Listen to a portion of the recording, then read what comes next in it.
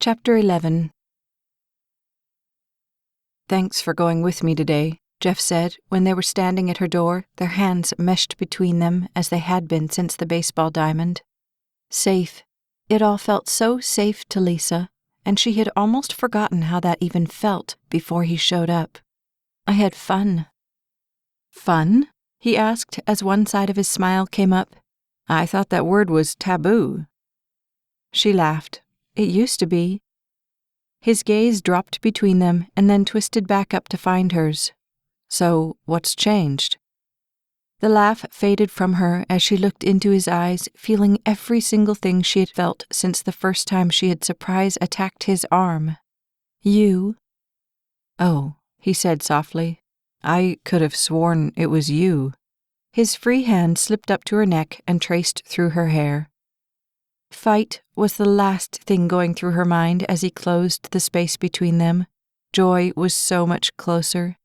The first brush of his lips across hers sent a gasp through her body that threatened to take her knees right out from under her.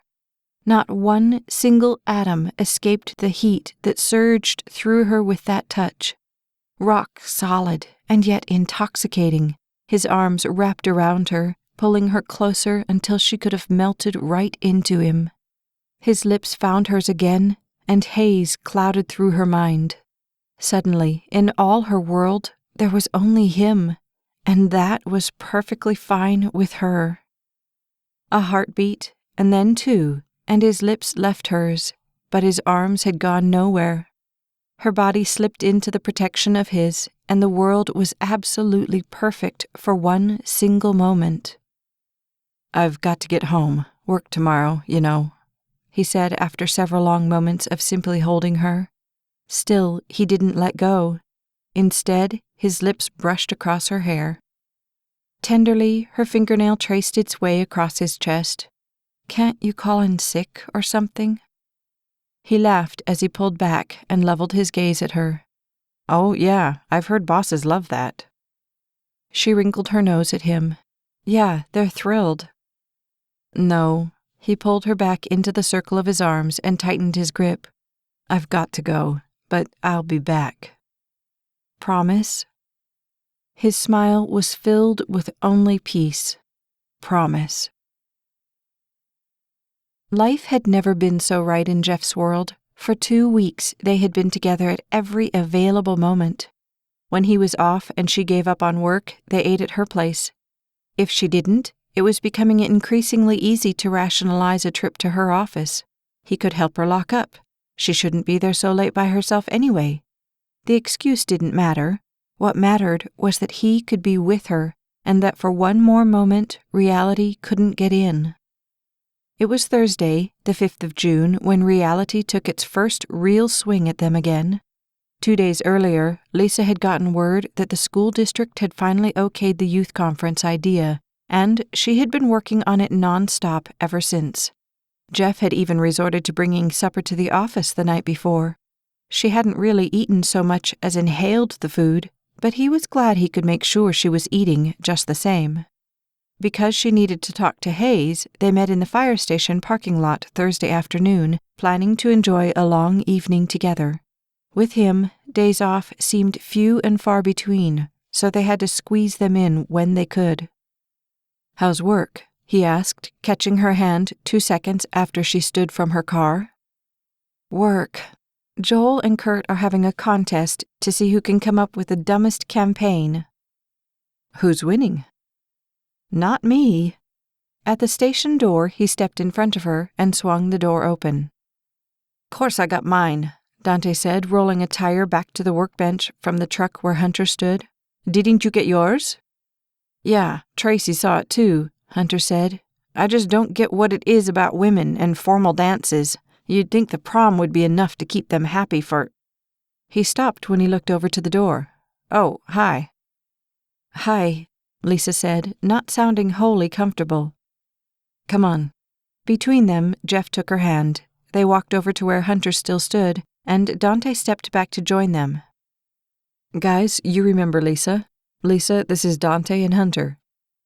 "Nice to meet you again," she said, and the relaxed tone from moments before was gone. It was all business now. After the introductions, she stood for one awkward moment.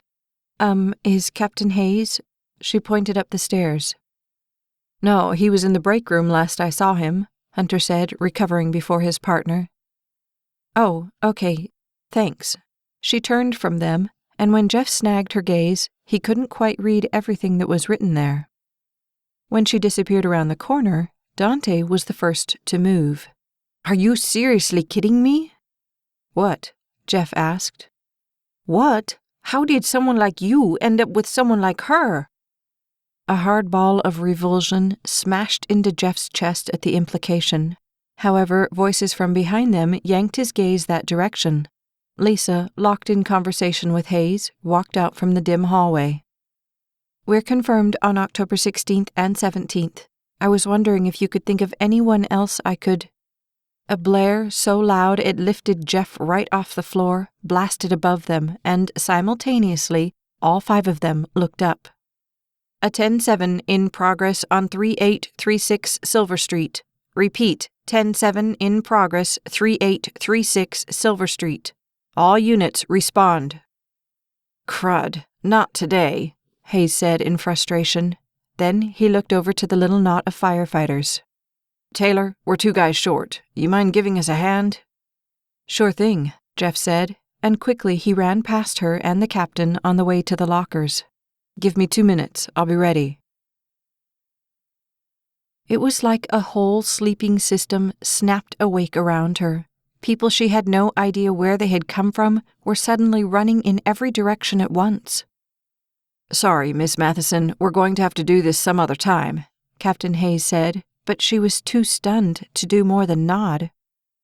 Men, gear, boots, equipment, and then, just as the truck roared to life, the last fireman in full gear flashed by her and jumped into the back door.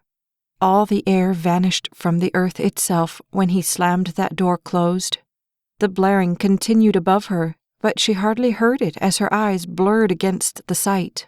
Slowly, the truck pulled out into the street, leaving her standing alone in the empty station house. Oh God, please let him be all right. Smoke streamed from the orange flames jutting out of the roof of the little house until the whole thing was engulfed by it.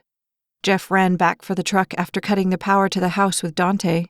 It was truly amazing to him how close together people built houses in this city. The other little wooden structures, barely standing the way it was, could light at any moment. "Get some more water over to the side," Hunter commanded, and Jeff grabbed the hose Dante was unwinding. "If that side collapses, the next house will be toast." The heat from the blaze, now licking into the early evening sky, was like a broiler, but still Jeff pressed closer to it. They couldn't get between the houses, which was where they really needed to be to forestall a collapse. "More water," Jeff called. "We need more over here." From the middle of the roof to the back, the whole structure wobbled unsteadily. "Get some water on that next house, or we're going to lose it too." To his right, another set of firefighters appeared, hoses pumping gallons onto the conflagration. "More on that roof!" The heat from the front was dying down, and Jeff yanked on the hose, which Dante immediately pulled behind him. They had to get closer. The office was dark, save for the light from Lisa's computer screen. She'd watched the early news, but there was no report. What was a 10-7 anyway? Somebody choking on something? No, they had called out several units. That was worse. Another wreck? Or a fire, maybe? Under her blouse, her skin itched with the thought, and slowly her nails went up and down the silky cloth. If she just knew he was okay, just had some way to contact him and make sure. She looked over to the phone, willing it to ring so she would know everything was all right. Her eyes closed with the knowledge that it could very well be morning or after before she heard anything. The sinking thought of what that news could be seeped through her. "Dear God, I'm asking you, please keep Jeff safe out there." Her heart had never meant a prayer more. Although charred, the second house had withstood the fire's onslaught. Of course, the first house hadn't been so lucky. The whole right side sagged sadly down to the ground over its own blackened remains, but the fire was out, and, for this time, the crisis was over. Back at the station, Jeff glanced at the clock. 11:30. She was probably asleep already, no need to wake her. Yet the fear in her eyes said waking her would probably be merciful. He of all people knew about lying there, staring up at the ceiling, wondering. Technically, he could have gone home, but the truth was they might need him again tonight, and he wasn't going to abandon them. Trying not to think about it, he picked up the phone and dialed her number. It rang and rang, and then her voice via the answering machine came on to greet him. He loved that voice. "Hey, Lisa, where are you?" he asked, spinning the phone under his chin. "Well, just wanted to tell you I'm fine. I was hoping we could get together tomorrow. I'll be home in the morning. Call me." He hung up the phone, but he didn't move. A beat, and he picked it up again as a thought traced through him. The phone on the other end had barely gotten through the first ring when it snapped in his ear. "Hello?" There was nothing but anxiety in that voice. "Hi, Lise." "Jeff? Oh, thank God. Are you okay?" He smiled, although the fact that he had made her worry at all bled through him. "Yeah, I'm fine. It was a residential." "A fire?" And he heard the soft gasp. "Yeah, just a little one, though." "But you're okay?" "I can stop by your office in the morning so you can see for yourself." A laugh. He liked that laugh. "I'd like that." Since he had driven away the night before, Lisa had gotten absolutely no work done. Even after he called, she couldn't shake the nagging thought of what happened after they hung up. Was there another call? Another call meant more danger, and more danger meant... "Knock, knock," Jeff said, softly rapping on her office door at 7 a.m., and when Lisa looked up, she had never seen a more wonderful sight. Black hair, shower-shined, black shirt over blue jeans, that cross, and that smile. Tears sprung to her eyes as her thoughts said simultaneously, "He's alive, and thank you, God, for keeping him that way." Office or no office, she jumped from her desk and met him halfway around it. Those arms, his arms, so strong and steady around her, righted the wreck that had been her world for 16 hours. "Man, I'm glad to see you," she breathed. "Not half as glad as I am to see you," he replied, and she felt the breath pull into his chest. It was the epitome of remembering how to live. By the time he left, promising they would go do something on Sunday when he was off again, work was the very last thing Lisa wanted to be doing. Why was she here? She should be with him every second of every moment that she could. A picture of Eve and Dustin sitting in the booth that first night traced through her, and suddenly she understood far more than she ever thought she could. One moment, it was all anyone was guaranteed, and yet how many had slipped by without her ever even noticing? That, she swore to herself right there, would never happen again.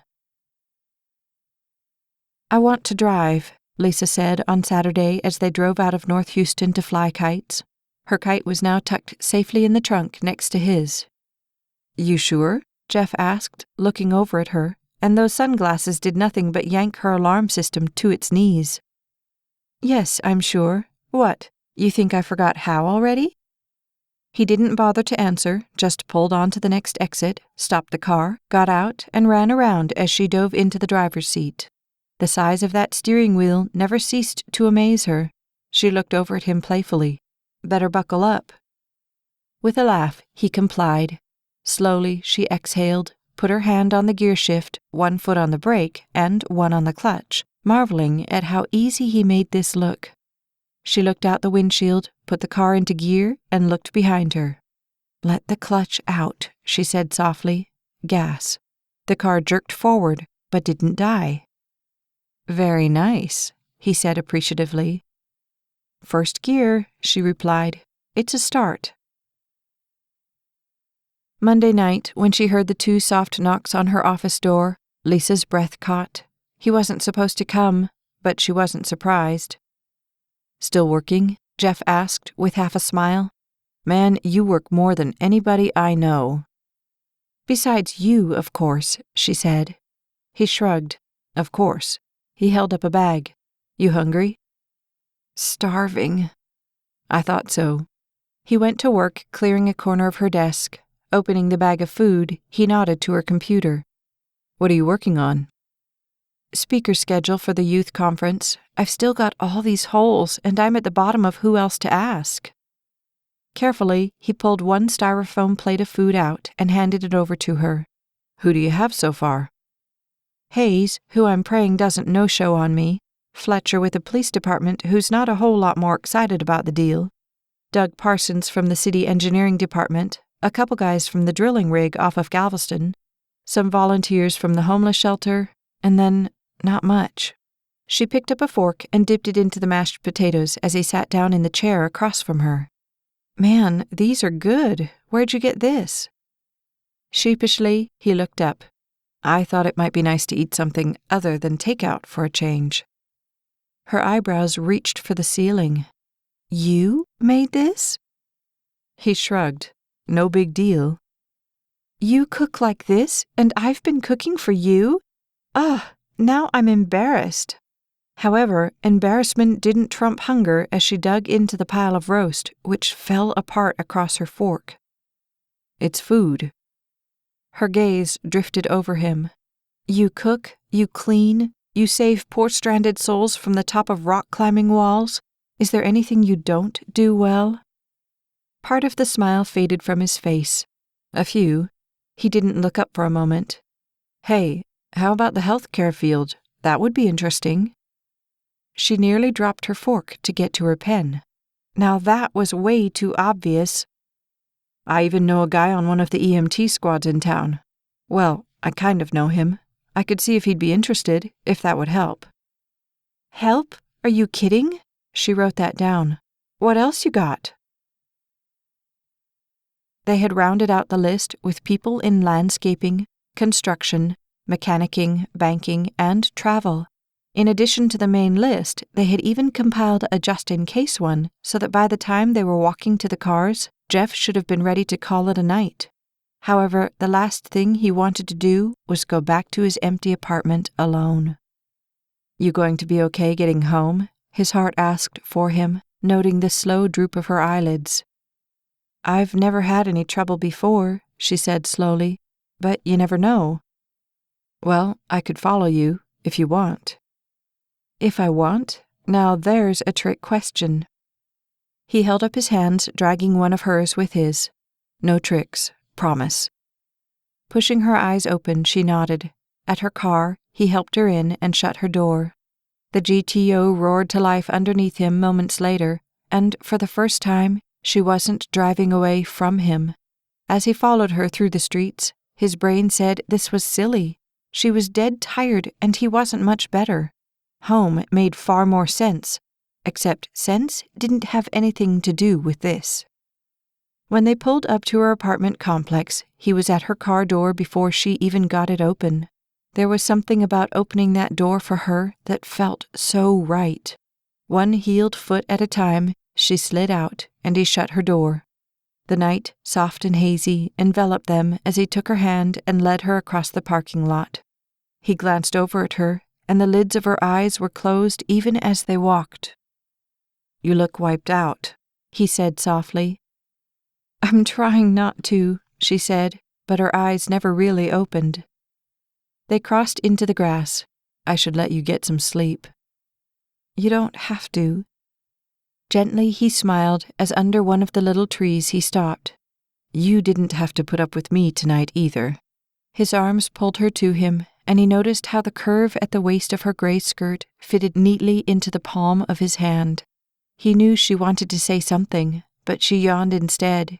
He pulled back to look at her. Eyes still closed as though she was literally sleeping standing up, she was the essence of beautiful. Without asking her if it was okay, his other hand slipped up and brushed across the white fall of her neck. You know, I think I finally understand that whole kissing a sleeping princess thing. The reference pulled a laugh from her as her nose wrinkled. Ugh, I always thought you had to be terribly desperate to kiss a dumb princess. You saying I'm desperate? She laughed outright at that. Your call. The words evaporated into the air around them as his lips found hers. For all the solid information in his brain, he could very well have been dreaming that moment. Life opened up around them as his lips left hers, and he pulled her to him again. Go get some sleep. Tomorrow's another day. Promise? She asked softly. Promise. With the speakers being contacted and the other 2 campaigns on solid legs, Lisa decided they could take a night off from the office. So when Jeff called on Tuesday, her curiosity won out. You know, those potatoes were so good, she said as she leaned back in her office chair. Her shoes were kicked off under the desk and the phone cord was wrapped around her arm as she gazed out the window at the buildings and street beyond. Is that a hint? He asked. Well, if I'm cooking, you're going to get canned spaghetti and year-old noodles. The first hint was plenty, he said with a laugh. What do you want me to do? Make something and bring it over to your place? Actually, I was thinking. You've seen my place, but I haven't seen yours yet. There's not much to see. A tiny place with a big mustard stain on the carpet. Can't be much worse than mine. Okay, I guess I can throw the junk behind the couch or something. Hey, don't clean on my account, Lisa said, and then her gaze snapped over to Sherry standing in the doorway. Her chair crashed back to straight up. Listen, Jeff, I've got to go. A slight pause. If you're coming over here, don't you need directions? As her attention zeroed in on Sherry watching every movement, Lisa grabbed for a pen. Yeah, I guess that would help. Quickly, he gave her the directions as she scribbled an incomprehensible map onto the edge of a paper she hoped wasn't important. What time you taking off?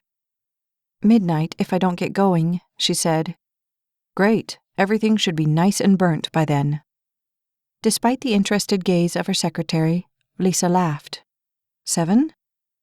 I'll be waiting. When she hung up, Lisa took one breath and smiled at her secretary. What's up? Mr. Cordell's here to see you, Sherry said. Mr. Cordell? Lisa asked. The smile slid from her face as she grabbed for her shoes and her jacket. We didn't have anything scheduled today, did we? Then she caught a glimpse into the front office. Tucker. Terrific. She pursed her lips together. Tell him I'll be with him in a few minutes. Sherry nodded and closed the door quietly behind her. Lisa's hands went to her forehead as she tried to squeeze back into business mode. She stood and nearly turned an ankle on the heel of one shoe. Quickly, she went over to the little mirror and whipped the back of her hair up, twisting it around and around before jamming 3 hair clips in. Then she readjusted the shirt under the dark jacket before smoothing everything out over her stomach. With a breath, she opened the door and strode out with the fakest smile she'd ever mustered on her face. She extended her hand to him as he stood, feathering one hand through his ash-blonde locks as he did so. Tucker. Lisa, you're looking well. So are you, she said, and the words and the smile threatened to choke her on the spot. What brings you by? I brought over some of the recommendations from our board of directors. Grandpa thought we could go over them before you start formally contacting the speakers. Too late, but she smiled anyway. Let's go to the conference room. I'll just grab my notes. She raced back into her office, grabbed her black notebook, and ran a finger around the back of her heel. Why had she never realized how much those things hurt? Pulling herself to her full stature, she strode back out and indicated the door on the other side of the office. Please. Slow strings, a piano, and then the rest of the band joined in on the stereo in the living room as the lemon pepper steak surrounded by small potatoes and carrots slid into the oven. With his other hand, Jeff reached up and wound the timer, knowing every tick brought her that much closer. He smiled at the thought. A slide step across the kitchen in perfect time to the string crescendo brought him over to the cabinet where he picked up a can of green beans, tossed it in the air, and conga danced his way back to the stove. As the can opener hummed, he sang, his body melting to the beat. With a click, he released the can even as his voice blended into the harmony. Dumping the can of beans into the little pan, he pulled out the minced onion from above the stove and spun around on his feet before using the jar for an impromptu mic. He sprinkled the onions into the green beans and put the little container back. Smoothly, he slid over to the sink where he grabbed 2 wooden utensils and banged them across and down the wall, and then right over the sink as he did his best to imitate the short drum solo. It wasn't perfect, but it sure felt good. He put the bowl end of the spoon to his mouth, singing into it as if he was standing on the middle of a stage. Slowly, his feet twirled around him. At the sink, he let one dish slide into the water, and the scrubbing matched the beat. He stopped and turned dramatically as the music did the same. Then he continued scrubbing. How many times he had heard that song before, he did not know, but this was the first time he ever realized he had heard it. He loved that song. Lisa checked her watch, not liking how many minutes this was eating up. I've already contacted these people, so... But you didn't run this by us, Tucker said with a glower. I wasn't aware that I was supposed to. The last I heard, Mr. Cordell said I could put whoever I wanted to in there, or at least get them contacted before he finalized the list. Tucker's gaze slid over her and right into the bottom of the V of her beige blouse. She wanted to squirm, to cover that up, or to outright knock him through the window, none of which were options, so she straightened further. At least that was my impression. Did I misunderstand? That's kind of been going around lately, Tucker said as his elbow suddenly let his hand go, allowing it to land within inches of hers. She cleared her throat. I don't think I'm following. You know, he said as his tone softened, I've been thinking we never really finished what we started the other night. His fingers slipped closer to hers. I mean, I'd hate for there to be any bad feelings between us. Grandpa really wants this to work out. Revulsion spun through her. Could we please stick to the subject? Soft doe eyes met her request as his fingers crawled closer to hers. Come on, Lisa. What are you so afraid of? I'm not afraid of anything. This is a business venture, period. I don't know why you keep thinking I'm interested in anything else. I am not. She slammed the notebook closed, nearly catching the tips of his fingers in it. When you're ready to deal with me like a professional, you know where I'll be. Until then, I don't think we have anything else to discuss.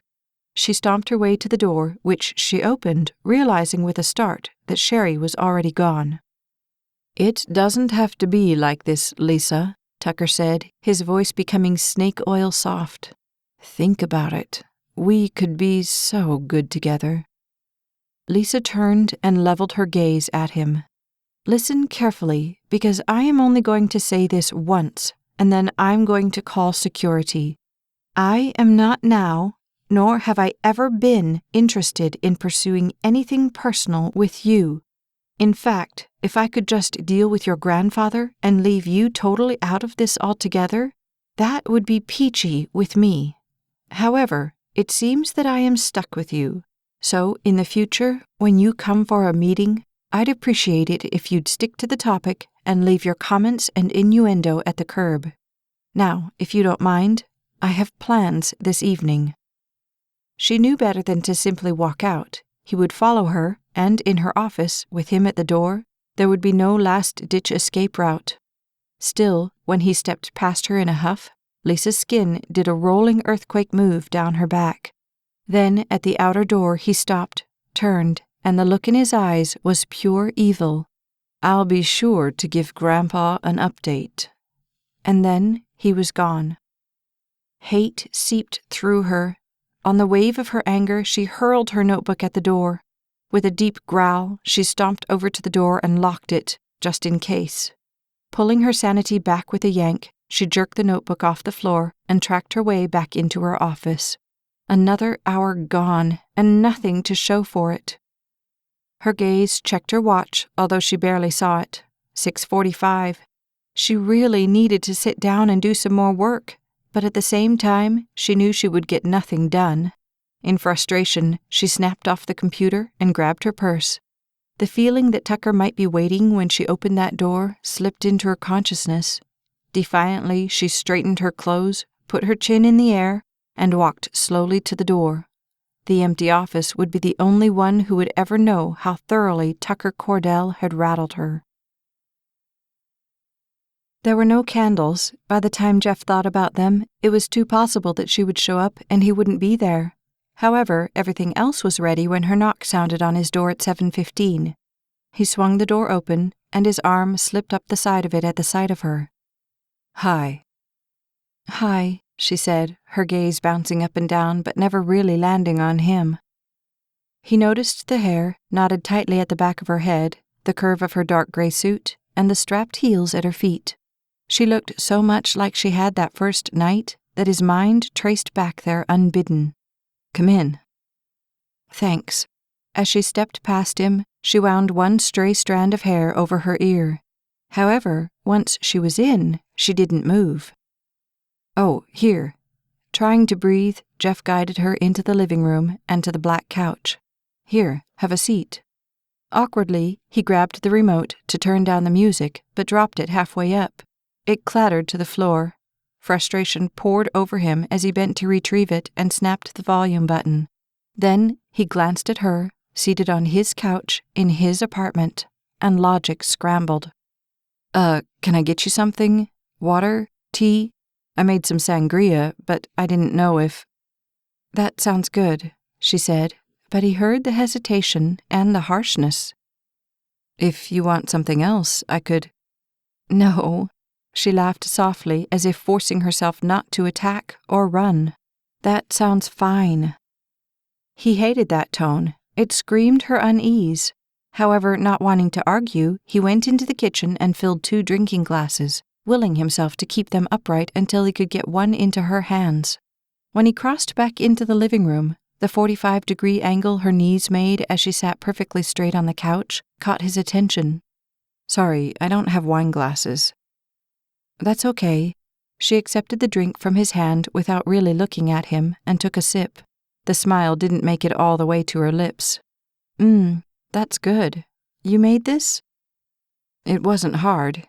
Carefully, he slipped onto the opposite end of the couch, fighting to be cool about it, but not really succeeding. "So, how was work?" Aversion scratched across her face, and he was sorry he had asked. "Bad subject?" "You could say that." "But I thought things were going good when I called." "They were." His mind traced through the possibilities as concern laced through him. So what changed? The top of her gaze landed on his coffee table, and he didn't move for a long moment. Then the index fingernail that wasn't quite as long as the others slid across the bottom of her nose. "It's a trap, you know." He sat forward so he could see her better. "What is?" "Thinking that they think I can do this job with the rest of them." True concern invaded his spirit. "Lisa, what are you talking about? You're great at what you do." Slowly, she shook her head so that one strand of her hair fell from her ear. "That's what they want me to think, so that they can get close enough so I can't say no." "Can't say, okay, now you're scaring me." He set his glass on the coffee table and followed it so he was sitting right in front of her. Her gaze traced up to his, and she smiled weakly. "You wouldn't understand." However, he latched onto her gaze and refused to let go. "Try me." He saw the unshed tears glinting behind her eyes just before she looked away. "At first, I thought it was how I dressed that made them think that I was interested in playing that game. So I changed that.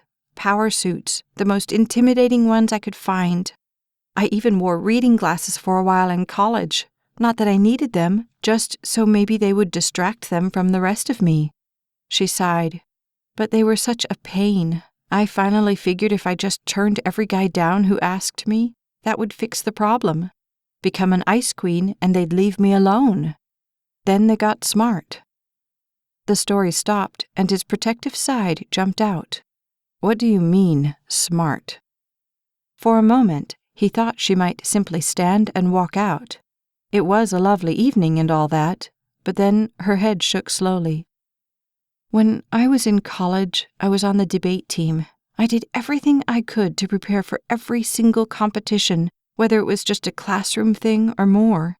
I guess I needed to prove that I wasn't just a nice body with a pretty face, and I guess I was okay at it because they finally picked me for one of the competitions. I got paired up with Connor Beale. He was a senior, I was a junior. All the other girls were crazy over him. He was okay, but I was so excited about the whole being chosen thing, I never really bothered to notice what a jerk he was. She didn't want to go on. He could tell by the way she sat in thought, spinning her glass around and around in her hands. Her glance up at him was only that before it fell back to her glass. One night, we were working real late at the library. I think we had a debate the next morning or something.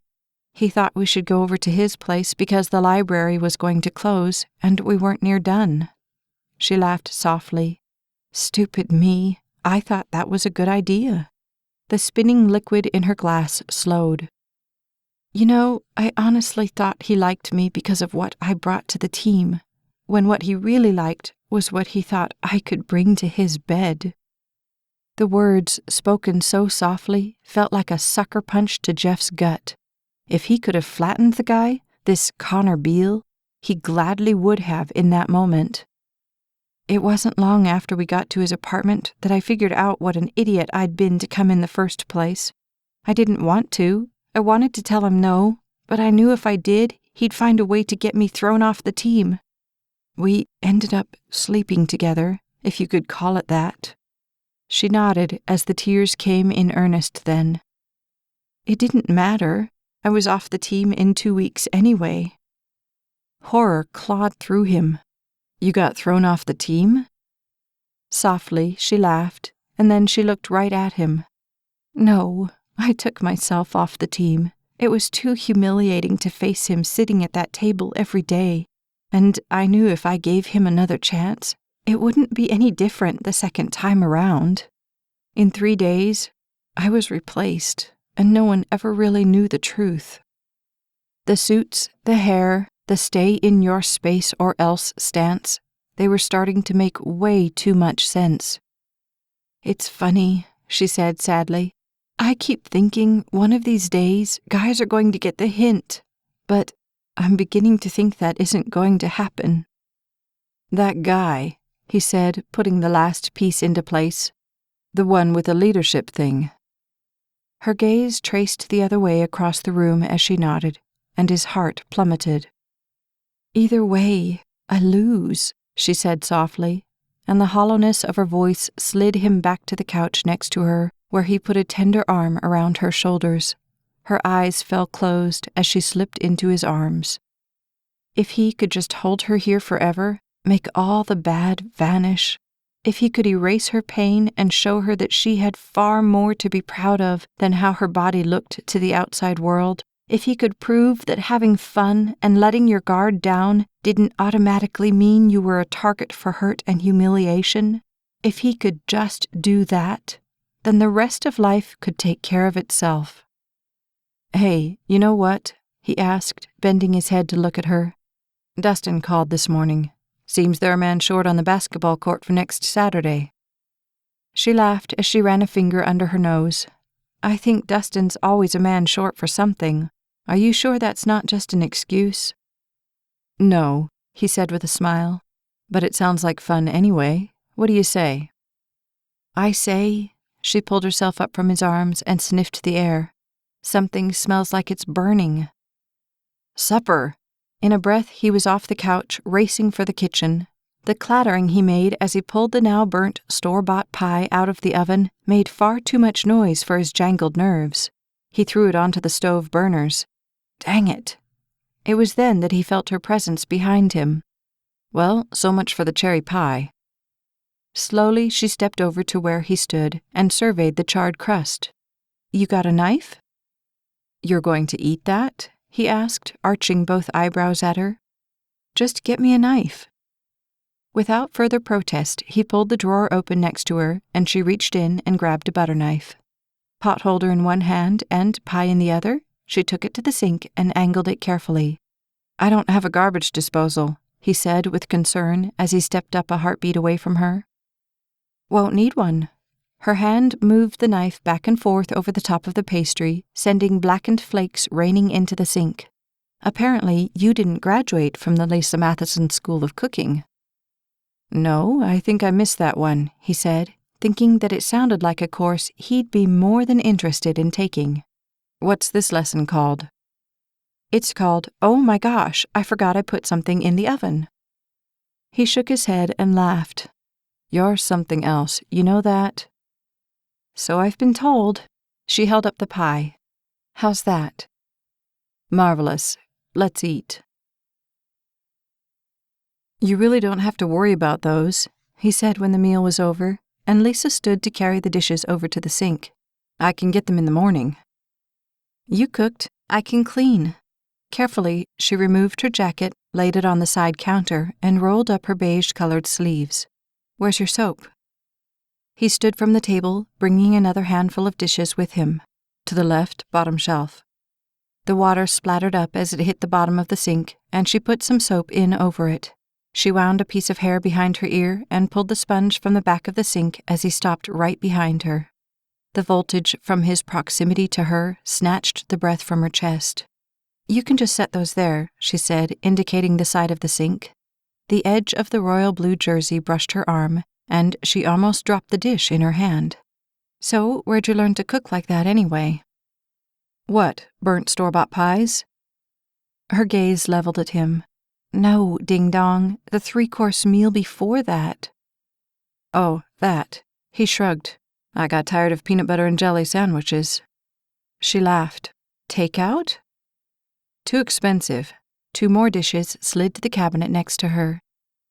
"I'd probably die if there wasn't takeout." The sponge went around the dish, and she set it into the next sink for him to rinse. "By the way, did you ever call that guy, the one you said you know, the EMT guy?" "Oh, crud. I completely forgot about that." He reached over to the edge of the sink, grabbed a pen, and made a quick note to himself. "I'll do that tomorrow." "I thought I was the disorganized one." He looked at her, and his smile melted through her soul. "You must be rubbing off on me." The next afternoon, when he picked up the station phone to make the call, Jeff's mind drifted back to the feeling of her arm, a half an inch from his own. It was a feeling he could get used to. "Yes, this is Jeff Taylor with the Houston Fire Department, and I'm trying to track down one of your paramedics. His name is A.J. Knight, but I don't know exactly what his shift is or his truck number." It took a few minutes, but the receptionist finally paired the name with a phone number, which he dialed and went through the whole spiel again. This call produced yet another phone number. He felt like he was traveling through a maze, looking for a single piece of cheese. "Yes, this is Jeff Taylor with the fire department. I'm trying to get in touch with A.J. Knight." "Just a second," the voice said, and he heard the, "A.J., it's for you." A beat, and then, "This is A.J." For a single moment, Jeff's tongue twisted. A.J., hi. This is Jeff Taylor with the fire department. You probably don't remember me. I was the one on the bridge that day with that kid, the jumper." "Jeff," A.J. said, as though he was some long-lost friend. "I saw you at the wreck that day. Didn't get a chance to talk, though. What's up?" Well, listen, I know you're probably way busy and everything, but I've got this friend who's working on putting a student conference together for the fall. She's looking for people in the service fields to come and talk at the workshops. I thought you might be interested." Man, that sounded lame. "But if you don't want to—" "No, that sounds cool," A.J. said slowly. "I've never done that kind of thing, but how hard could it be, right?" "Well, if you'd like to meet her to get a better feel for the project, I can give you her number." "Just a sec, let me grab a pen." Jeff waited until A.J. came back. Then he transferred the name and number. "I'm sure she'd really appreciate any help you can give her, even if it's just to give her somebody else's name." "I'll give her a call." "Thanks, A.J. I'd appreciate it." "Call on line 1, Sherry's voice jumped over the intercom. "Matheson," Lisa said, laying the phone on her shoulder absently. "Hi, this is AJ Knight. I'm with the EMT. Jeff Taylor asked me to call you." Her pen dropped to the desk as her heart jumped at the name. AJ, oh good. I was hoping you'd call. Like and subscribe to the Staci Stallings YouTube channel so you never miss a second of the story. Chapter 12. Jeff was working, that much she knew when she hung up with AJ. Had there been a good way to call and be assured that Jeff would answer, she would have ventured out and called him. However, there wasn't, so instead she sent up a small prayer so that God would keep him safe long enough for her to adequately thank him at some future moment. "Thanks for coming," Lisa said the next afternoon when she sat down across from AJ at the conference table. "I know this is a little formal and all, but—" "No, hey, it's cool," AJ said, looking rather out of place in his black backward baseball cap and oversized jersey shirt. Then he remembered the cap and quickly yanked it from his head as he smoothed out his light brown hair. "Jeff didn't say to dress up or anything." "Oh, don't worry about it. We're not the fashion police around here." "I'm really glad Jeff called me," AJ said, and she could hear the nerves in his voice. "I mean, I was surprised and all. I figured he'd have 100 people he could call before me for something like this." Lisa's eyes narrowed inquisitively as she opened the folder, ready to make her presentation. "Oh yeah? Why's that?" AJ shrugged and pulled himself up in the chair on his elbows. "He's just so... everybody has such respect for him and everything." Now she was really intrigued.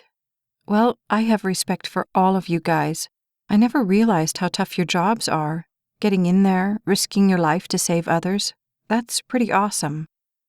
"Yeah, that's what I mean, about Jeff and all. That guy's fearless, you know? Jumping into cars that could explode at any minute, walking into smoke pouring out the other direction, crawling into spaces that no human should be able to fit into. I'm telling you, that day on the bridge would have been enough for me." "It was bad, huh?" she asked, just to keep him talking. Every piece of information she could glean was one more that held the keys to who Jeff really was. "To this minute, I can't believe that kid didn't jump." AJ shook his head as Lisa fought not to question the statement. Apparently, AJ thought she knew all of this, and she wasn't going to let him in on the fact that she hadn't heard a single word. "He was so shaky, you'd have thought he was on crack or something. But Jeff, man, he never backed down, never gave that kid the slightest reason to think he wasn't completely serious about how much he wanted him to come back across. I was just glad Jeff was there, or Parker would have been a goner." Her body absorbed the story as her mind fought to slide it into the right pigeonhole. Of course she had heard about the kid Parker, but never had she known. "I guess the wreck the other week was pretty bad," she said, as if she had heard most of that story too. "Yeah, they don't get much worse," AJ said softly as he folded the hat in his hands tighter, a move Lisa took to mean he didn't want to talk about it. However, after a heartbeat, he continued. "Mangled metal, blood and bodies everywhere, and that gas smell." He stopped and looked at her with soft golden bronze eyes. "I try not to think about it much. It can get to me sometimes." Tenderness for him, for them, seeped through her. I'm sure. The more she looked at him, the more she understood. It's hard to care that much and never have a guaranteed outcome. It's hard to care that much, period. He took a breath and exhaled. But if it means somebody's life, I guess that's a trade I'm willing to make. I'm just glad I've got people like Jeff out there to watch my back. I'm telling you, he's the definition of a hero in my book." "Yeah," she said softly. "Mine too." As soon as AJ left, Lisa picked up the phone and dialed Jeff's number. "Have I told you how wonderful you are lately?" she asked when he said hello. "Now that's one I don't think I've ever heard before," he said with a laugh. "Too bad. Somebody's been falling down on the job then," she said. "I just talked to AJ. He's exactly what I needed." "I'm glad." She twirled the phone cord around her fingers. "So, you got any dishes that need washed?" "That's a trick question."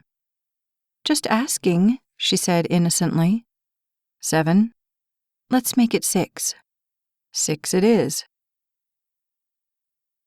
The music wafted softly into the kitchen from the living room speakers as Lisa, heels kicked under the table and hair flowing down over her shoulders, stepped up behind Jeff as he put the finishing touches on a homemade pot pie he had just taken out of the oven. Letting her eyes fall closed, she put her arms around him, leaned against his back, and swayed with the music. "Hey now," he said over his shoulder. "That could get you in trouble." "Oh yeah?" Her hands slid up to his shoulders and then drifted down across the jet black of his t-shirt and onto his biceps. "How about this?" "Yeah, that too." At the moment, she didn't care. She just wanted to feel him close to her. It felt like forever since she'd seen him. She heard his eyes close as a sway at a time he turned to her and laid one arm on either side of her. Greedily, she snuggled closer to him as her spirit floated away. Together, they simply held each other in time with the strings and the words which hardly made any difference anymore. "Hey, I thought you didn't dance." He smiled at her. "Yeah, so did I." "So are you going to the ball?" Gabe asked as he replaced the blankets in the truck the next morning. Jeff stuck his head around the side of the engine where he was rechecking the ladder's rigging in preparation for their training run later. "The ball? What am I, Prince Charming?" "Hardly," Gabe retorted. "No, the ball. You know, the big fireman thing at the end of the month?" "Well, let's see. Last weekend of the month, B shift, night, dancing. I'm thinking no." He went back to work. "Oh, and Lisa's okay with that?" Gabe asked. Instantly, Jeff looked around the side again. "Lisa?" "Yes, Lisa. You know, she's about so high, nice long hair, body that should be on a runway somewhere. Hello?" "Oh, well, yeah, Lisa, of course. But what does she have to do with the ball thing?" Gabe stopped what he was doing to look over at Jeff. "Okay, did I totally miss something here? You're going out with her, right?" Defensively, Jeff ducked back into the safety of the engine. "We've gone out." "Uh-huh. And that whole can't take your eyes off of her thing?" Okay, there was no explanation for that. "You should ask Wade since he's on C shift now," Gabe continued. "Besides, he owes you." "I didn't do that so he would owe me." Gabe shrugged. "Doesn't matter. He still owes you. Besides, Pat won't let him go anyway, not after that year she had to take him home in the back of their truck because he was going to ruin the upholstery in front." "I'm sure Wade's got better things to do than to fill in for me." "Well, I'm supposed to help him study for his final driving test Sunday night. I could ask him for you." Why did people think he couldn't handle arranging his own life?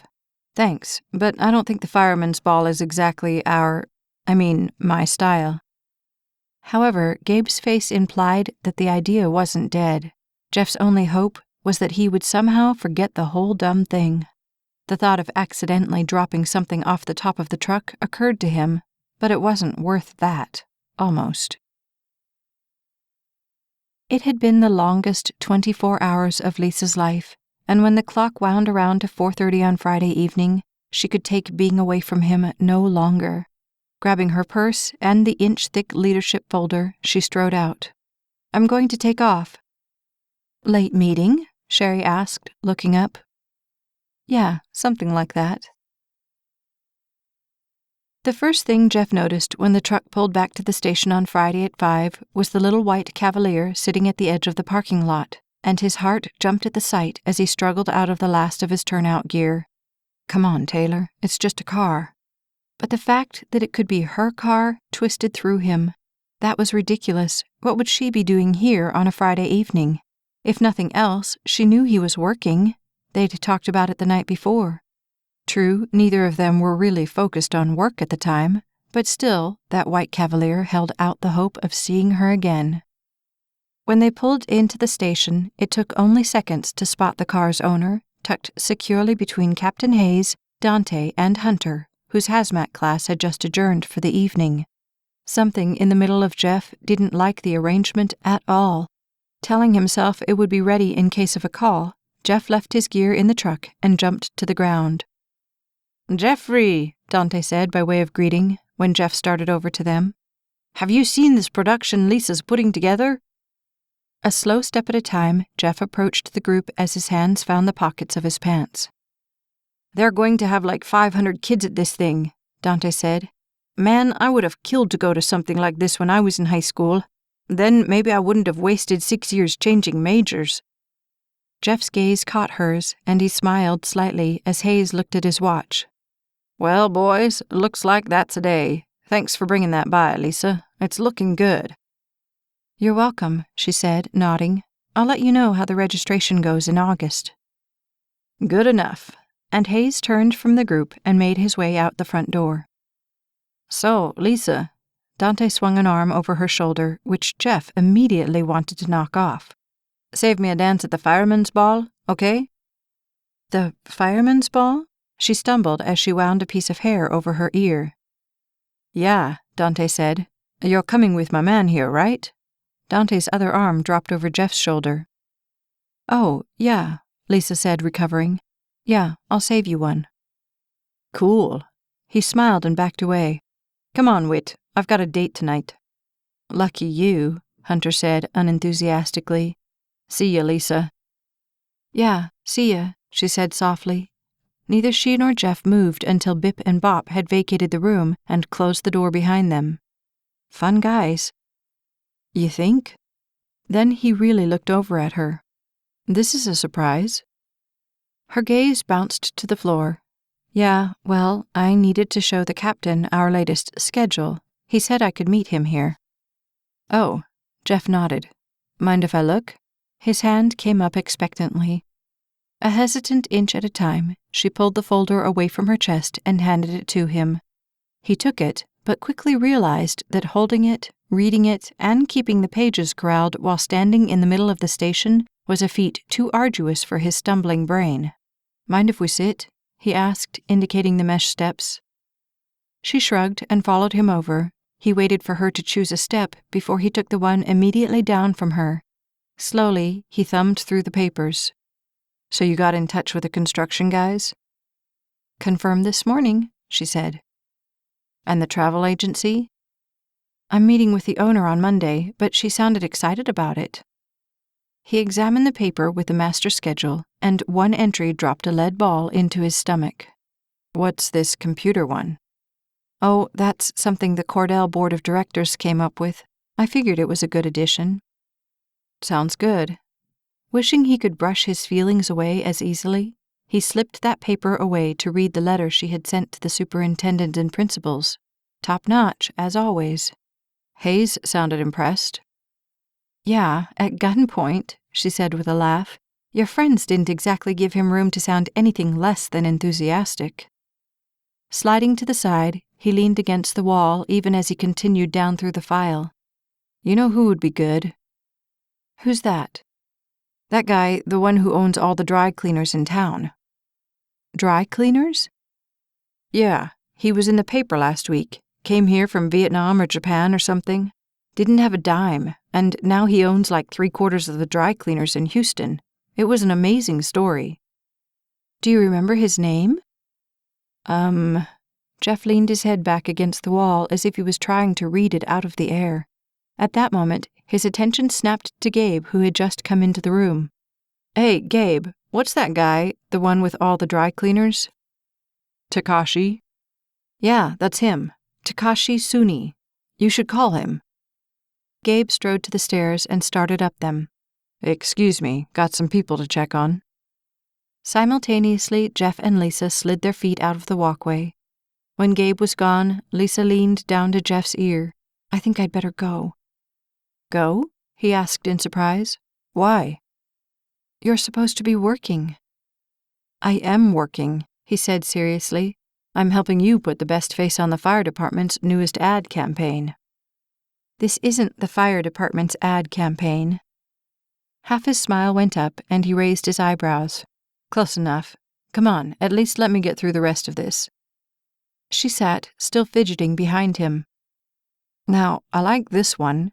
He held one of the flyers up as if she hadn't had the opportunity to see it yet. The fidgeting stopped. "You would," she said in mock horror. and when he leaned back onto her legs, she didn't move them. In fact, she draped one arm over the shoulder next to the wall. "That one looks just like you. It's a little on the loopy side." "Loopy?" he asked, looking up at her as if he was offended, but the light in her eyes was enough to make his spirit float right off the earth. "I'm hurt." "Why? Loopy can be a good thing." Quickly she bent and pecked the top of his forehead. Then she sat back, looked at him sheepishly, and started laughing. "Oops." "What oops?" She bit her bottom lip to keep from laughing as she looked at his forehead. "I forgot to put my kissable lipstick on today." "Oh, great. You're going to have to think about these things," he said, wiping his forehead, which he was sure now sported a nice off-red set of lips. "Just kidding," she said mischievously as she fought back the smile. Instantly, he stopped wiping. "Okay, now that was just cruel." "But it was funny, wasn't it?" Reaching to the edge of his ribs, she worked her fingers into his side. "Admit it, that was a good one." "Hey, cut that out. I'm supposed to be working, remember?" "You were the one who wanted me to stay." "How very loopy of me," he said with a laugh as he twisted away from her fingers. "Remind me not to say that again." "Back down," Gabe said, suddenly appearing at the top of the stairs behind them with an armful of boxes. Instantly, their laughter stopped, and they slid away from the railing in embarrassment as Gabe stepped past them. "Sorry." When he was gone, Lisa smoothed her skirt and pulled herself up. "I really should be going." As she stepped past Jeff to the next step down, he carefully folded the pages into their home and handed the stack back to her, pulling himself up as well. "I'll see you tomorrow." "My place or yours?" "Better make it yours. My fridge is empty." "Mine it is, then," she said.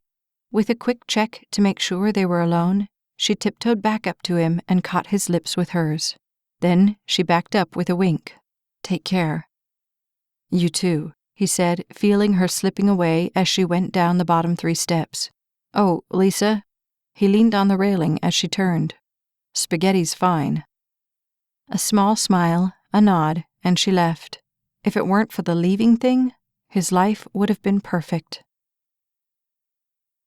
The wail of the alarm jerked Jeff's attention up from the television 15 minutes into the 10 o'clock show the next Friday night, and he was on his feet. "Time to go to work," Gabe said, swinging out of his chair and following Jeff to the truck. When the truck screamed around the last corner, it was a relief to not see flames or smoke. However, Jeff wondered at the exact nature of this call as he and Gabe jumped from the door and ran up the sidewalk. The door opened before they knocked, and a frightened young woman, barely more than 20, stood there in near hysteria. It's the baby! I can't get her out!" "Okay, calm down, ma'am," Gabe said slowly. "Where is she?" "Upstairs, in the bathroom." Jeff pushed into the house, fighting to get his bearings, just as a cry from up the stairs met his ears. 6 strides, and his legs were carrying him up the stairs.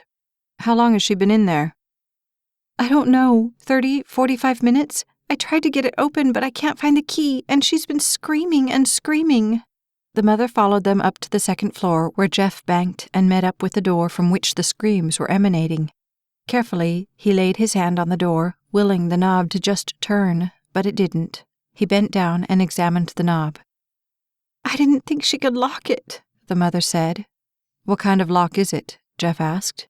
"It's one of those turn kind, where the inside of the knob turns. I didn't think she knew how to work it." "Was there any water running?" Gabe asked as Jeff inspected the knob. "No, I'd almost started it when the phone rang. I knew you weren't supposed to run water with babies." Hysteria was taking over her voice. "How old is she?" Gabe asked. Helpless tears streamed down the mother's face. "Almost 2.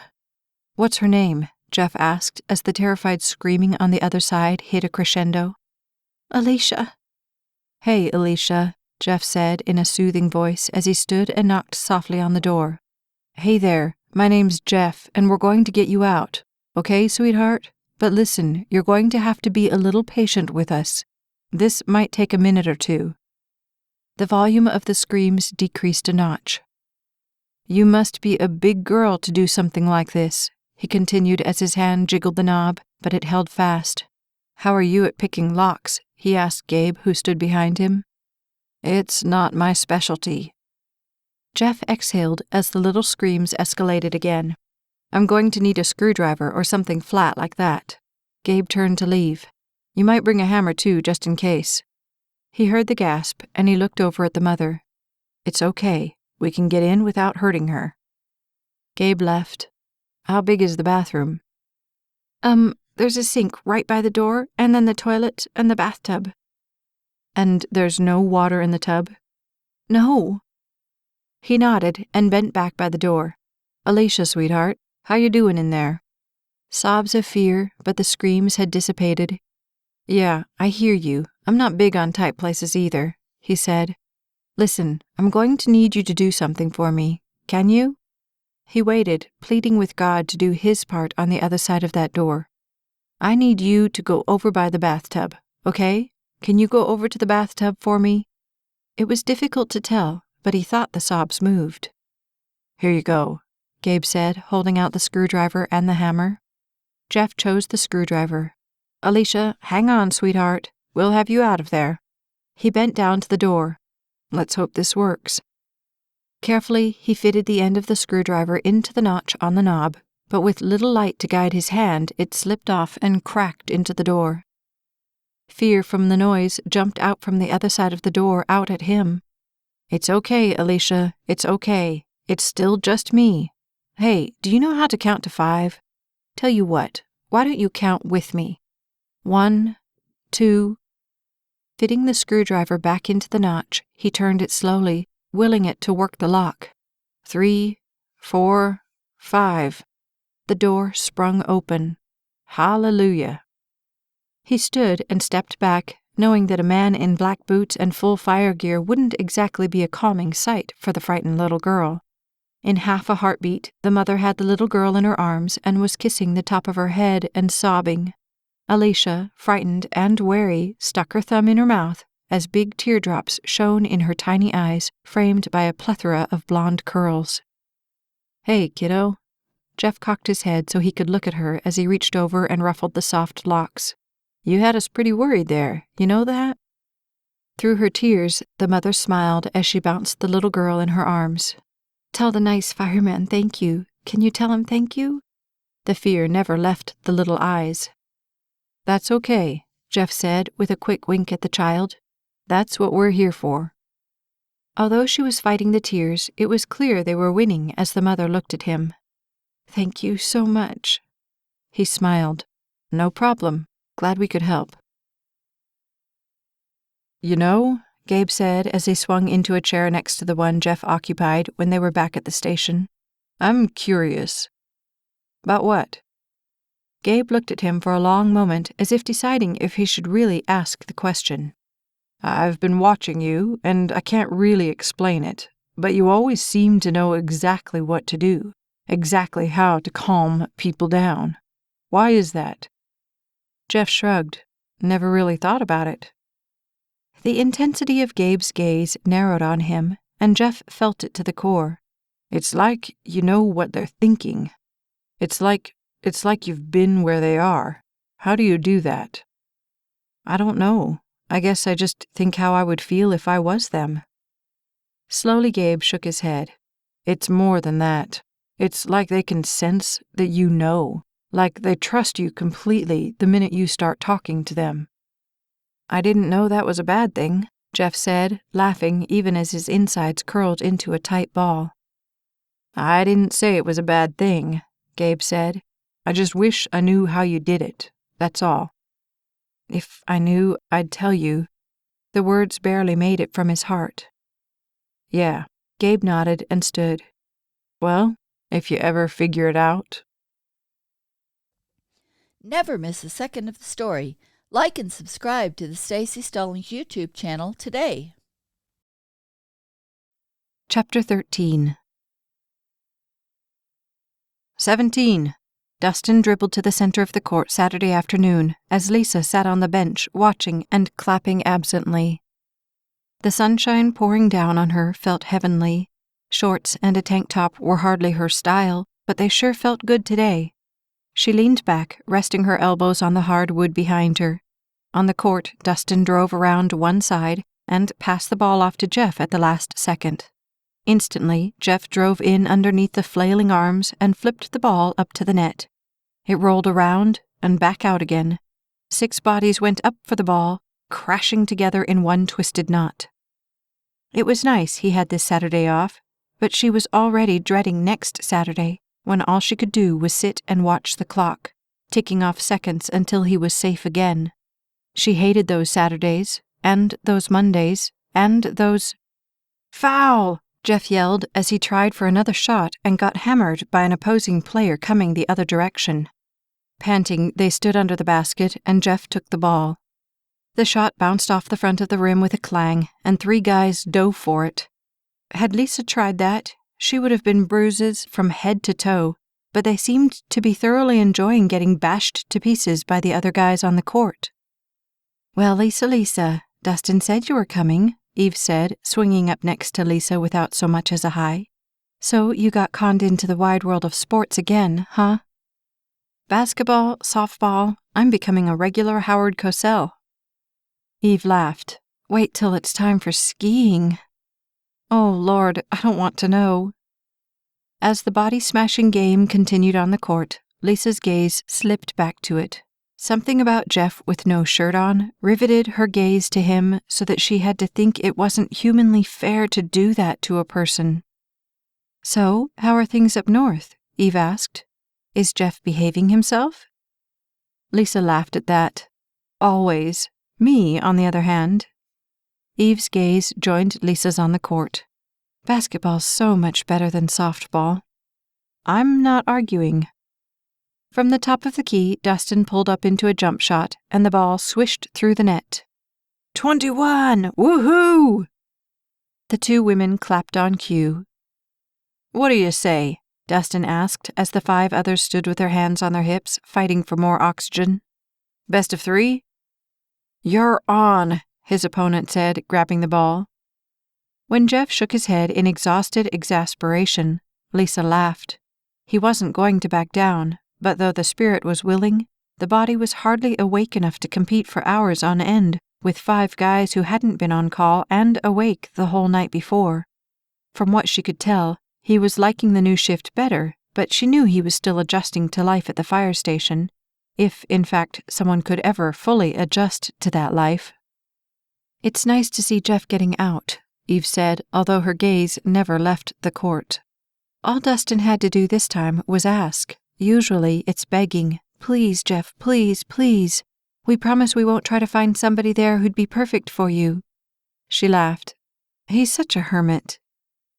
"I think the station's probably helped that," Lisa said, brushing the hair from her eyes. Eve looked over at her and smiled. "Yeah, the station." It didn't take a brain surgeon to catch the implication. "So, how's Dustin doing at his station these days?" "Oh, great." Eve's gaze traveled back out to the game and then dropped to the bleachers. Concern jumped to Lisa's heart. "He doesn't like it?" "He likes it fine," Eve said softly, and then she looked over at Lisa with pensive eyes. "It's not such a joyride for me, though." Sympathy flooded through her. "I hear you there. I mean, we're not even married or anything, and every time Jeff's on shift, it's all I can do to keep myself in one piece." The smile Eve trained on her said she understood implicitly. Then she exhaled. "They had a fire the other night over at the college. Real bad one. Me and God got to know each other real well over those 12 hours. "Have you told him?" Lisa asked, as much to get her own life in line as to know about Eve's. "Have you talked to him about how you feel?" Slowly Eve shook her head. "It wouldn't do any good. I don't like to fight with him." She laughed softly. "Besides, that's part of the deal. If you love him, the job comes with it. That doesn't make it any easier, but that's the way it is." Lisa nodded, knowing in her heart how true that statement was. "So, does he talk about it, the fires and stuff, when he comes home?" "No," Eve said, and the word was short.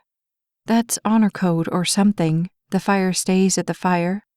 She fell silent for a moment and then brushed the wavy strand of black hair that caught on the breeze away. That's why I was glad Jeff could come today. Dustin's been pretty down. Yeah, it's nice when somebody understands. A smile lit Eve's eyes when she looked at Lisa. Yeah, it is. The steaks sizzled on the grill 3 feet away as Jeff sat head back in the soft lawn chair soaking up the afternoon sun. It felt so good he was afraid he might actually go to sleep, although he knew that wasn't exactly what Dustin had in mind when he'd invited them. How about a cold one? Dustin asked, breaking into the quasi-dream Jeff was having. When he opened his eyes, the beer was already being offered. Sure. Transfer made, Dustin took a drink of his own and stepped over to the grill. So, Jeff said, pulling himself to an upright position, you guys going to the ball next weekend? Without turning, Dustin looked over his shoulder. Probably. Eve wants to anyway. And you don't? Jeff asked, concerned by the tone in his friend's voice. I didn't think you ever passed up a party. Dustin sniffed, turned to one steak, and took a drink. I just think it'd be nice to stay home for a night. I mean, I see those guys all the time. Do I really want to go see them on my night off, too? Slowly, Jeff stood and stepped over to the grill as orange flames shot into the air. With a flick, Dustin grabbed a spray bottle and tamed them. I hear you there. Sometimes I think I'm going to go completely nuts if I have to spend one more minute at that station. The spraying slowed, as did the sphere of reality around Dustin.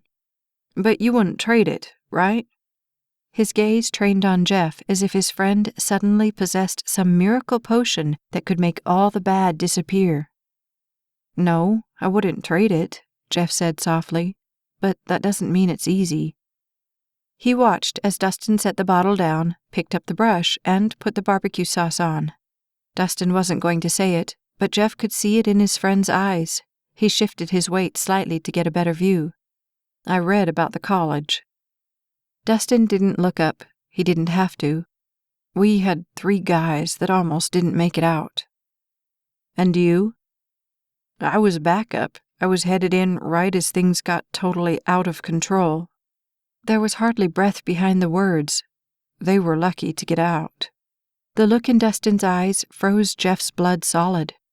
I just keep thinking about Eve, you know, how if things had been just a little different, she'd be here all by herself right now. Of course, her parents would be here, but... Slowly Dustin shook his head, unable to get more words to come. Do they have someone at the station you can talk to? I did. He rubbed the edge of his nose. I don't know how much it helped, though. I think it always helps to talk about it, Jeff said, kicking the memories out of his mind even as he said the words. Softly, Dustin smiled. I know this has. Yeah, Jeff said, comprehending far more than he could ever put into words. For me, too. Honor code. That phrase was on a repeating loop in Lisa's brain as they drove back into the thick of the city hours later. She knew it. She understood it. She had lived it. Yet something about it still snagged in the spider web of her mind. You're awful quiet tonight, Jeff said as the darkness sped by them. Gently, he reached over and laid his hand on hers. Want to talk about it? Why didn't you tell me about the wreck? Lisa asked so softly the night almost swallowed the words. The wreck? His hand stiffened but didn't move. I did tell you about it.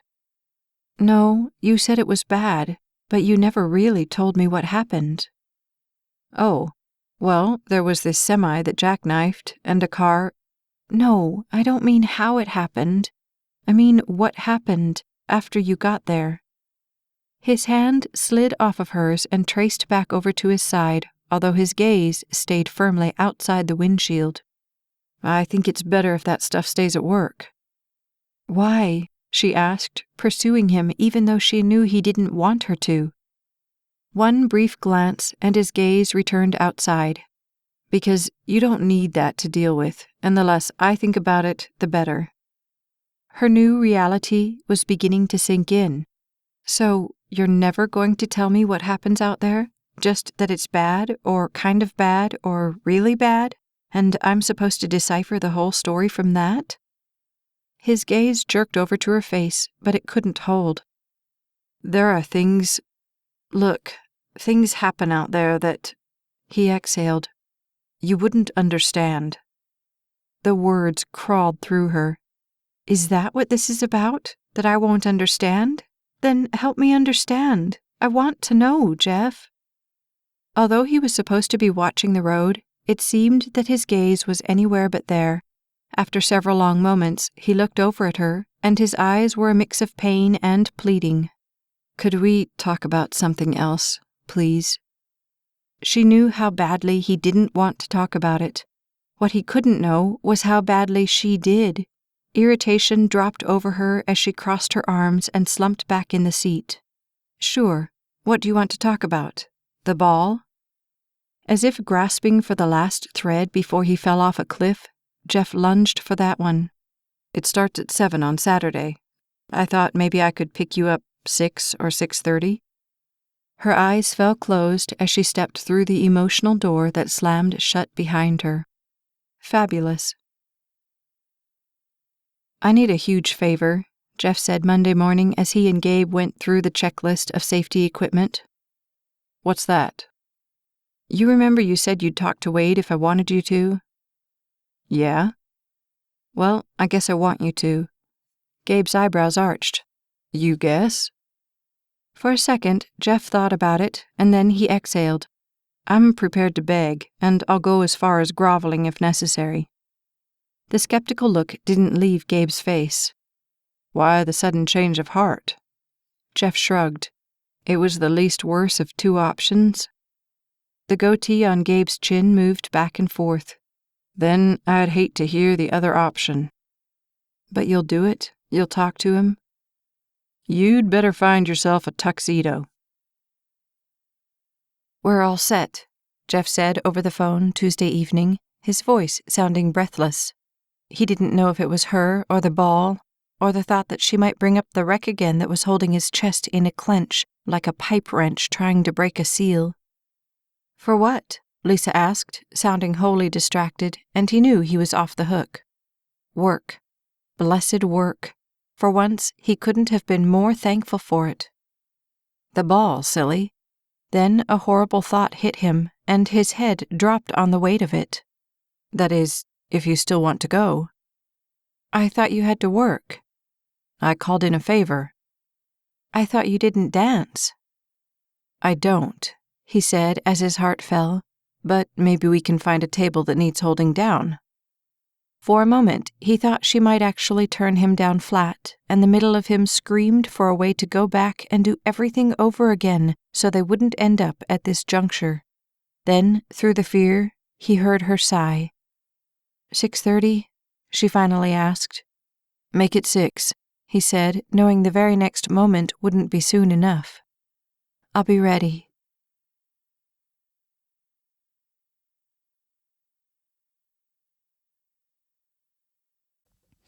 Never miss a second of the story.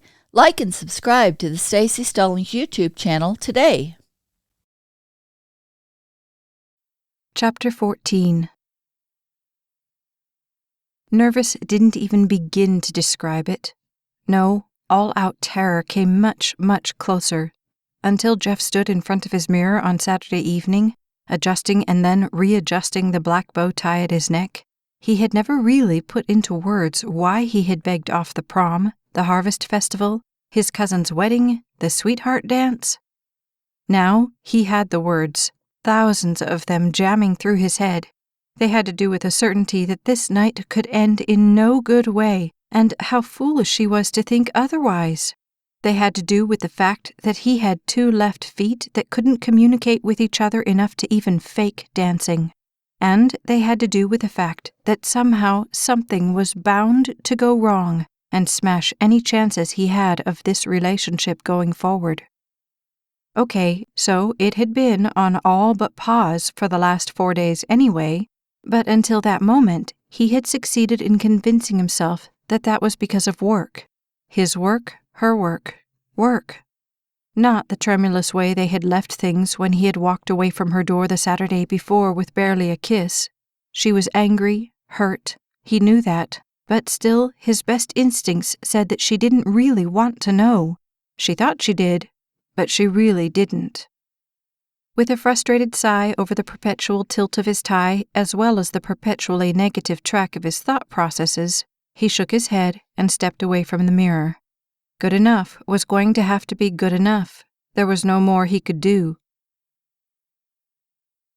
One set of fingers wound over the black satin bodice ensnaring Lisa's chest. She pulled upward, knowing the motion was pointless, but trying anyway. This dress had been in her closet for 3 years, ever since the last fiasco of the formal dinner party she had been invited to. She remembered buying it at the behest of Haley, who had thought she looked just gorgeous in it. The only problem was, gorgeous had nothing to do with comfort.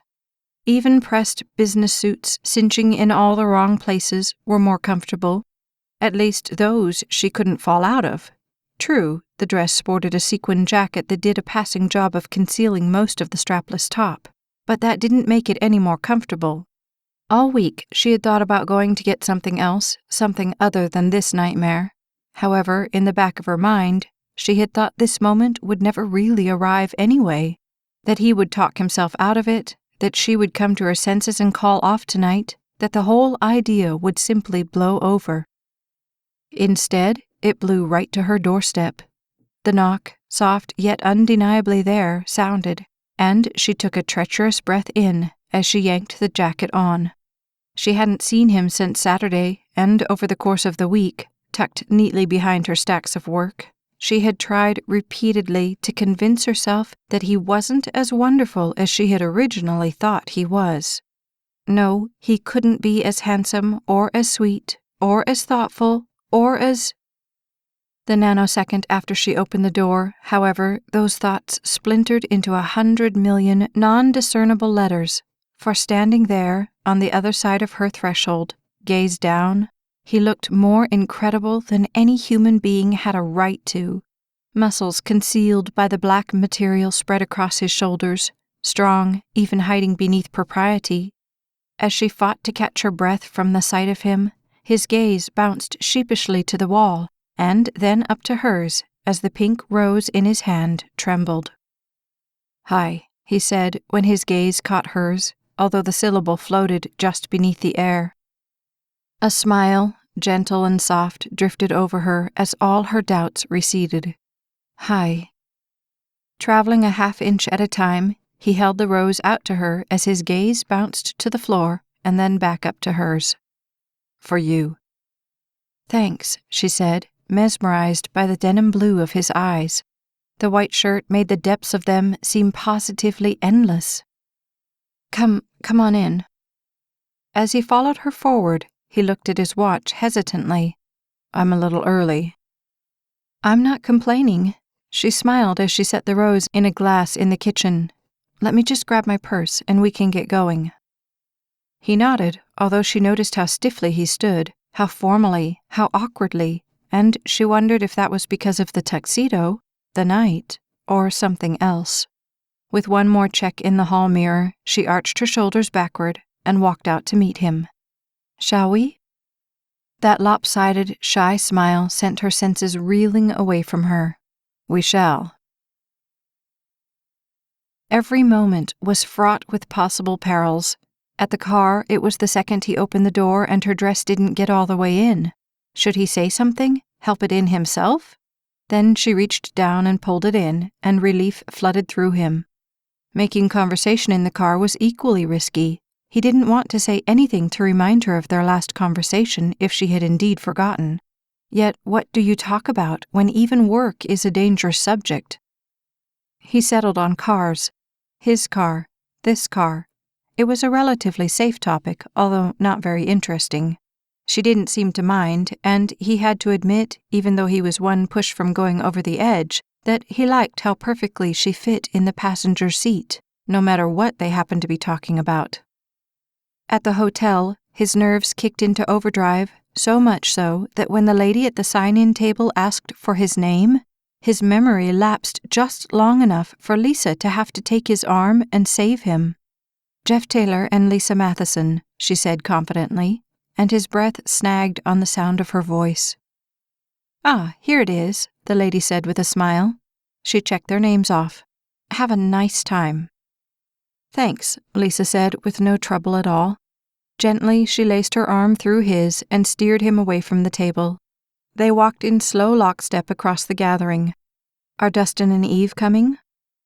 "He mentioned it, but I'm not sure," Jeff said, crawling carefully back to the surface of life.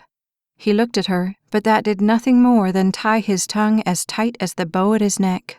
Somehow, he had to calm the rush of anxiety flowing through him before he completely humiliated himself.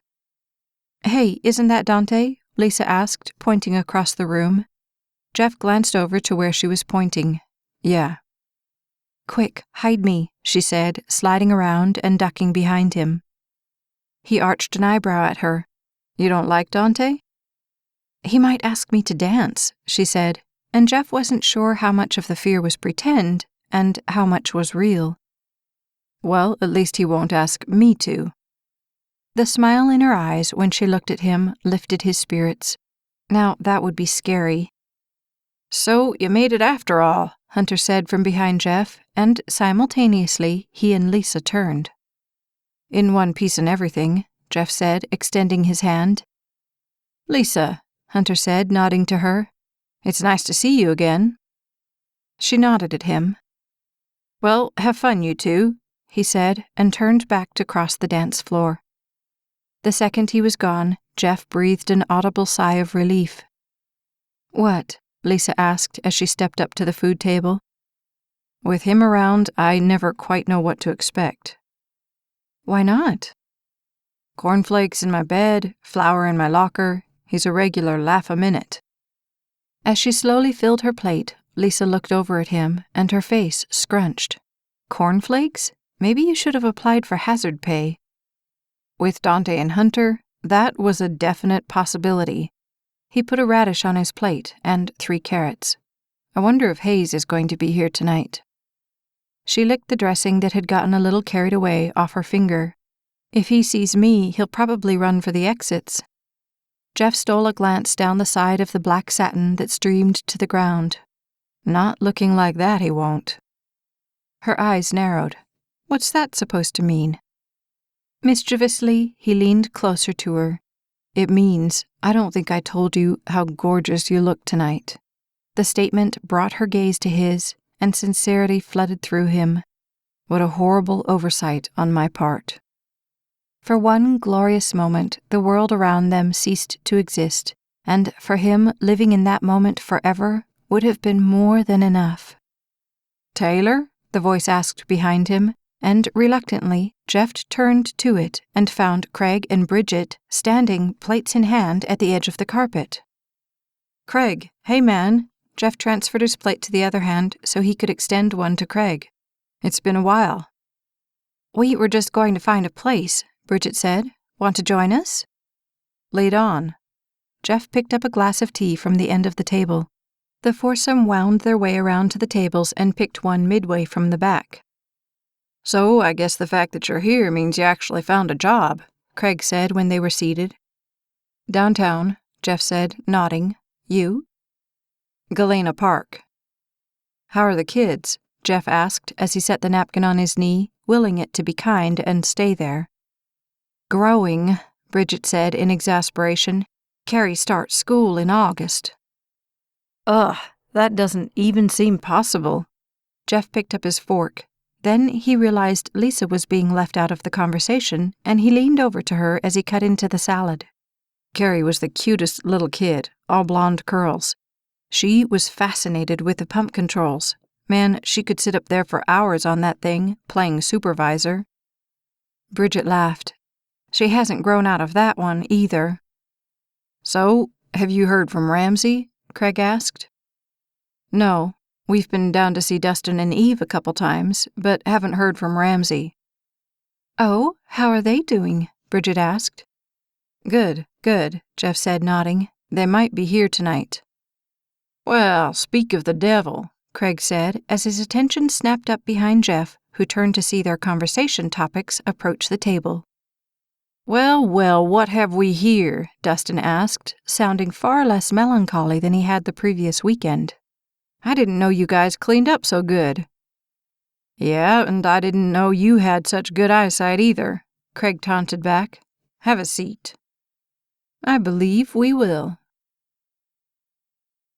The evening, so similar and yet so very different from the first time Lisa had shared a table with these people, seemed to stream by on fast forward.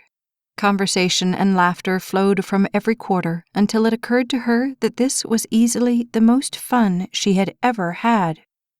At 9, the band started playing, and someone turned down the lights so that their little table, which had been at least partially lit, was now all but black.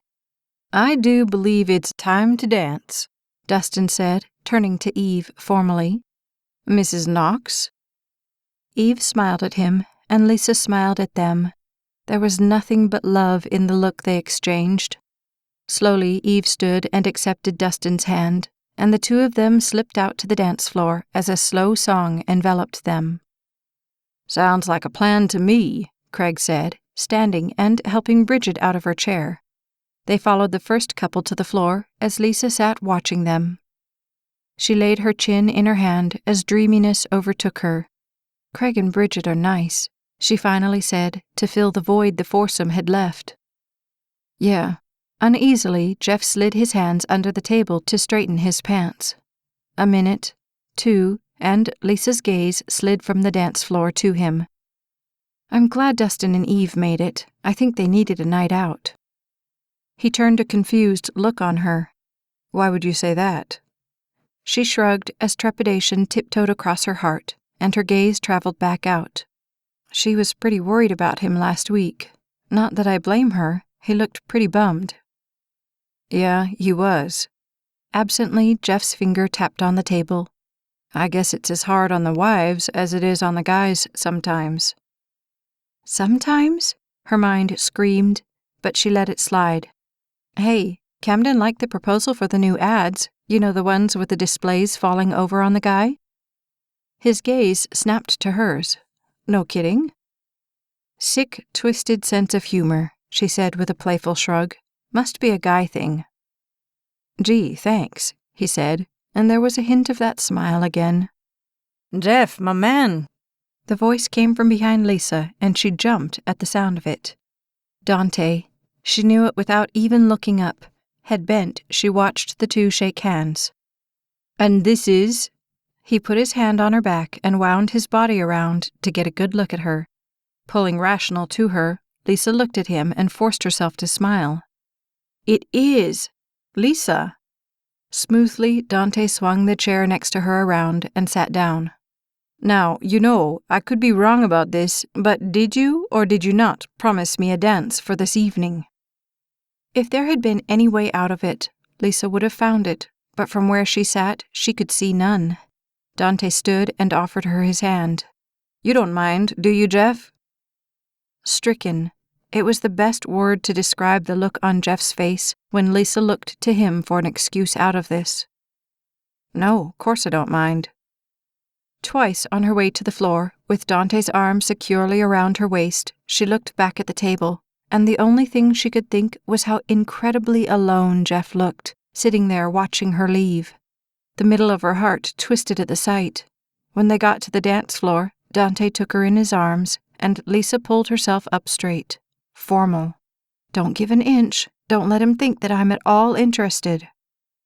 They moved together for a few minutes without so much as looking at each other.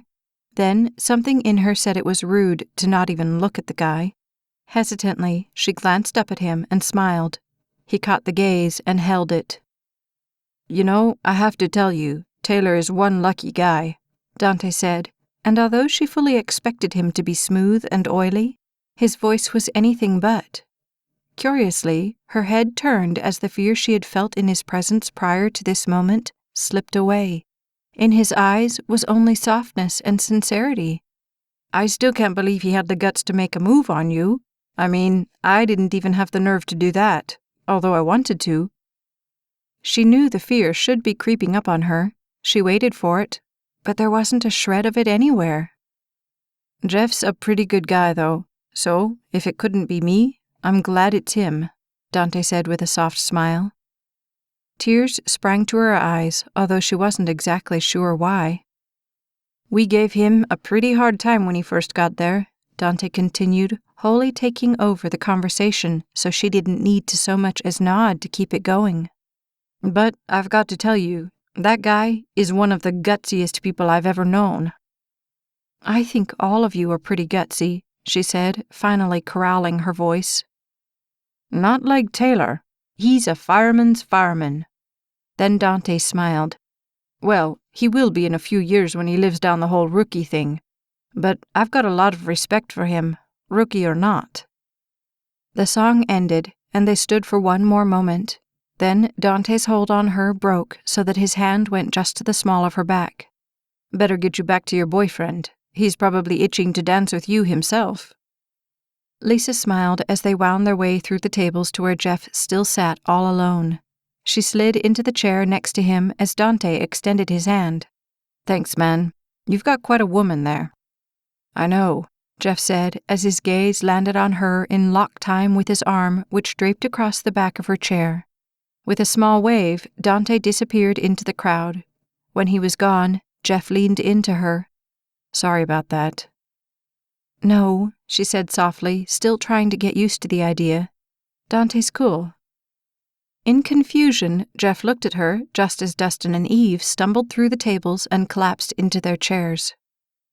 They really should have this thing in December, when it's less than 90 degrees outside, Eve said, fanning herself theatrically. She picked up the fall of wavy black hair and fanned her neck. It's not healthy to get this hot. I don't think outside's the problem, Jeff said with a laugh. Oh yeah? Eve shot back as she let her hair go. How would you know? I haven't seen you out there shaking your booty yet. And you won't either, Jeff said seriously. Dustin shook his head in exasperation. Lisa, how in the world did you get stuck with someone so dead set against having fun? With a long look of love at him, Lisa slid her hand down the length of Jeff's thigh. I'm not complaining. He looked at her in surprise, and a second later, gratefulness slipped into his eyes. Ugh, Eve said, still fanning. You two make me sick. Why, you jealous? Jeff asked, although his gaze never left Lisa's face. Remind me, Eve said to Dustin dramatically. Isn't that what you always said to him? You know, I think you're right, Dustin said with teasing around the edges. When did he suddenly get all lovey-dovey on us? I don't know. I think it had something to do with a bachelorette party, as I recall, Eve said. And, the way it looks now, we may be headed for another one real soon. That remark slammed Jeff's eyelids down as he laughed. He pulled Lisa's shoulder under his arm and turned to his friends. You two sure make it hard to be romantic. You know that? Romantic? Eve asked in horror. Oh my gosh, did that word just come out of your mouth? Lisa, what have you done to our sweet, little, innocent Jeff? Lisa shook her head as her hand caught his under the table. It wasn't me. I was just sitting in a booth, minding my own business. Now, I know that's a lie, Dustin said, laughing, because Jeff wouldn't know a move if it jumped up and bit him. Jeff settled in next to Lisa as he shook his head. You have such little faith in me. I know you, remember? Dustin asked as the next song started. He sat for 4 beats and then looked across at Lisa. Well, Lisa, since I know Romeo here's not going to ask you, I guess it's up to me. Would you do me the honor? He stood and held out a hand to her. Embarrassment heated its way across her face as she laid her hand in his. Sure. She stood and then looked back at Jeff. You don't mind, do you? He looked first at Lisa and then at Dustin as lightheartedness danced across his face. Would it matter if I did? No, Dustin said, quickly pulling Lisa forward, and she laughed. Yeah, that's what I thought, Jeff called after them as he sank back into his seat. He couldn't be mad. He loved them all too much, and it was too obvious that against every probability, they all liked each other. The music floated around him as his heart filled with gratefulness. "Well, if you're not going to ask, then I am," Eve said, suddenly standing. "Let's dance." Fear slammed into him as he looked up. "Dance?" "Sure," she said, quickly grabbing his hand. "I'd love to." Dustin was a good 6 inches taller than Jeff, and Lisa wondered how Eve's arm didn't go completely numb by the end of the night from laying it on his shoulder. Dancing with him wasn't difficult, though. He had such a commanding presence about him. It wasn't demanding. It was simply powerful in a comforting kind of way. The only one she could think that came close to it was Jeff. But Jeff's version of presence was far less conspicuous than Dustin's. It was only on display for a precious few. "I'm sure glad my plans didn't work out," Dustin said, leaning closer to her after they had danced halfway around the floor. "Oh, what plans were those?" she asked, arching her neck so she could look at him. "All those plans to set Jeff up with someone I thought would be perfect for him."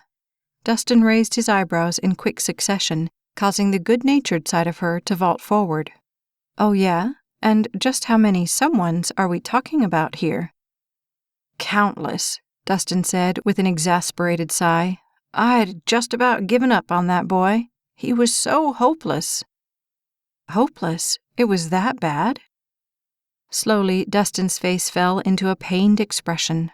"My cousin thought he had xenophobia or something." "Ah, the illustrious cousin." "And she wasn't even the worst of them. There was the secretary at Eve's office, and the cute blonde from the fast food place, and Bridget's friend, and my hairdresser." The incredulousness poured over her. "He went out with all of them?" "Well, that depends on your definition of going out. The hairdresser never even got picked up. He chickened out on the way to go get her. Bridget's friend, well, let's just say Catalina salad dressing doesn't exactly go well with black heels and white velvet." He shook his head. "Trust me, it wasn't pretty." "But they did go out." "Once," Dustin said. "Then it would have taken a United Nations conference to get either one to so much as talk about the idea again. I thought we were going to have to call in Cyrano de Bergerac before any girl would have a chance to get close enough to decide he was worth a second date." In 2 perfect circles, Dustin spun her before catching her again. "But I'm very happy to see that Providence stepped in." "Providence, huh?" Teasingly, he looked at her. "What would you call it?" "The best thing that ever happened to me," her mind said happily. "Oh no, don't look now," Dustin said, turning her so she couldn't see the rest of the dance floor. "What?" she asked, trying to turn despite his efforts to keep her from looking. "I said don't look. This could forever alter your perception of his romantic possibilities." Confused, Lisa yanked Dustin around and surveyed the dance floor until her gaze landed on them. Jeff and Eve moving together, although it couldn't really be called together, and it really couldn't be called dancing either, as he was looking only at his feet, which were not in any kind of sync with the beat or with Eve's. Instantly, protective compassion for him slid over her. "My sympathies," Dustin said, glancing down at her. A peaceful sigh whispered from her lungs. "I wouldn't want him any other way." Dustin's gaze snapped to her questioningly, and she looked up at him with perfect peace. Otherwise, he wouldn't be Jeff. Understanding flowed over his features as he spun her again with the end of the song. Instead of guiding her back to the table, however, he angled their trajectory over to where Jeff and Eve stood. The first thing Lisa noticed was that not a scintilla of Jeff's stance was at ease, fidgety and awkward, out of place and embarrassed. Those were all much closer. The next song started. "Thank you for keeping her warm for me," Dustin said, nudging Lisa next to Jeff as he took Eve's hand. "Yeah, no problem," Jeff said, but he never really looked up. "See ya," Dustin said, and they danced off. Uneasily, Jeff's gaze followed them even as Lisa's tried not to. However, even trying not to, she caught the silent conversation that passed between the 2 men, with Dustin shooing Jeff forward, even as Jeff seemed to shrink back. "We could go sit down if you want," Lisa said, searching for some way to diffuse the panic permeating Jeff's expression. A moment, and he nodded, and she turned back for the tables. "Or we could dance." Her feet stopped, and when she turned back to him, his gaze was on the floor. "If you want," he said, as his eyes slipped up to meet hers. A soft smile accompanied her silent nod. Slowly, she stepped over to him, and when her arm slipped up to his shoulder, she couldn't help but feel how perfectly they fit together. Forever, she could dance with him, and her arm would never go to sleep. The first sideways step wasn't smooth, but neither of them tripped either. The second one to the other side was better, hesitant, but better. By the third, her mind had stopped worrying about her feet and had started tracing the track of the points of his body that were touching hers. Arm under arm, his supported hers like a breath. On her back, the web of his hand pressed firmly, holding her, guiding her, solid and safe. The lights winked around them as after several steps, he turned her other hand around to hold it to his chest. Funny how much more natural that felt. As she swayed, the appreciation that she wasn't dancing to show off to anyone slid over her. This wasn't about anyone other than the two of them. When she glanced at him, her heart slammed to a stop when she found him gazing at her. He didn't have to say a thing, only to smile, and any doubts she had left melted into the strength of him. Slowly, her hand slid forward, dropping over the solid muscle of his neck and chest, so that when it stopped, only her elbow was still on his shoulder. His chest, strong and true, called her to it, and softly she laid her cheek on the scratchy black material. It gave new meaning to breathing, for simultaneously she felt energized and completely lightheaded, drifting on the fragrance of his cologne. She hadn't noticed it before. How it had escaped her, she couldn't quite tell, because the part of her in charge of deciphering little things, like how she had even gotten to this point, seemed no longer to be in service. The only thing she could feel, the only thing she ever wanted to feel again, was him holding her, swaying to a beat that she didn't even hear. In her ears rang only the faint sound of his heartbeat far beneath the layers, blending with hers in a harmony so perfect it should have been reserved for heaven itself. How long they had been dancing, Jeff wasn't really sure. It seemed like forever, and yet it seemed like mere seconds. Holding her, moving with her, had nothing to do with where his feet were or where his hands were supposed to be. She was here, in his arms. Everything else was academic. "Hey, you two," Dustin said, his voice breaking through the knot of contentment that had settled over them. Blearily, they pulled apart, but never really let go of one another. "We're going to take off." Jeff's movement slowed to a halt. He knew that Dustin never left a party early, and his leaving could only mean that the time for them to leave as well was upon them. "Already?"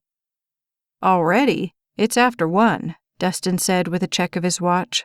"I've got work tomorrow." "Oh, yeah, of course." Still caught in the haze of her, Jeff extended his hand. "Take care out there."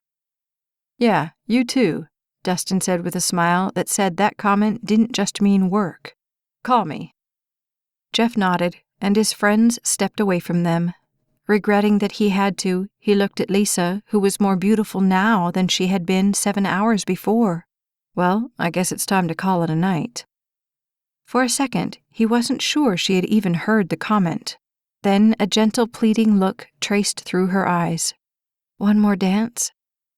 Like 1,000 racehorses at the gun, his heart leaped forward as he smiled. "But I don't dance." Her smile held no irony. "I know." Once again, she was in his arms, and his only wish was that she would be forever. At her apartment door, Lisa wondered when she had stumbled into this unbelievable dream.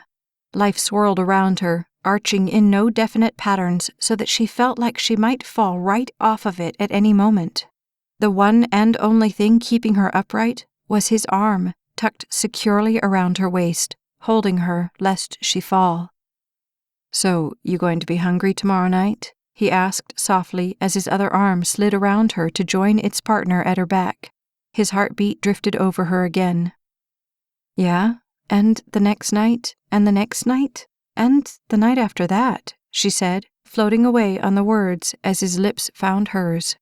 It was by far the most amazing moment she had ever occupied. "I tried to call you last night," Dustin said when they were 6 sentences into the conversation on Tuesday afternoon. "What'd you do, go AWOL on me?"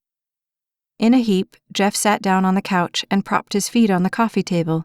"No, I was at Lisa's trying to find a way to make office supplies sound interesting." "Office supplies?" "Yeah, she got a new account on Monday. She was kind of freaking out."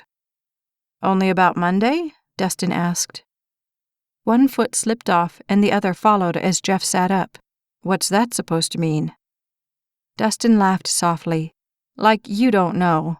Oh, by the way, Eve's wondering if we should plan on a winter wedding or late summer. She needs some new shoes." "Ha ha." "No, I don't think she was kidding." Jeff shook his head. It never ended. They were never satisfied. "Well, I think she's going to have to ask someone other than me." "Oh, who's that?" "I don't know. Whoever decided I could handle all this in the first place." He sighed and ran a hand through his hair. "Lisa is so great, and I'm so hopeless." "Thank you very much." "You're welcome," Dustin said with no trace of laughter. "But listen, I've got to be honest with you. I really don't think she cares how hopeless you are." "Well, I don't know why not." The statement vaulted Jeff off the couch, and he took 2 steps one way and reversed course. "Every other one has." "Okay," Dustin said slowly. "Maybe you haven't noticed this, but she's not like every other one." "But why not? What makes her so different?" Jeff asked in frustration as he collapsed onto a bar stool. "Well, for one thing, she's in love with you." "In love?" The words smashed through him as his head snapped up. "Oh, I don't—" "And you're in love with her," Dustin continued gently. "Trust me on this one, Jeffrey. When that gets right, everything else is moot." There was a pause as Dustin let that sink in, and Jeff frantically searched for a way to refute it. "So, have you told your mom about her yet?" That question exploded through the middle of all the others as Jeff closed his eyes to squeeze it out. "No." "Why not?" There were 10,000 why nots lined up at the mere question. "Well, for one thing, I haven't talked to her since November." "She'd want to know," Dustin said. "She still cares about you, Jeff. She wouldn't have come that day if she didn't." Slowly, Jeff sighed. "I wouldn't even know what to say to her anymore. Not that I ever did." "So your solution is to not say anything at all?" "Yes," screamed through him. "Definitely yes. Life would be much safer that way." "She doesn't want to hear from me. I can't put her through that again." "And one day when a building does fall on you, and you're taken away too, you think she won't hurt just the same?" The top of the counter pulled Jeff's head down to it, and he knocked it 3 times on the hard formica. "I don't know. I don't know what to do." "Whether you believe it or not, you deserve to have her in your life. Maybe this time she'll come around." His hand pressed hard against his forehead, pushing to get the very thought out of his head. "And what if you're wrong?" A pause, and only that. "What if I'm not?"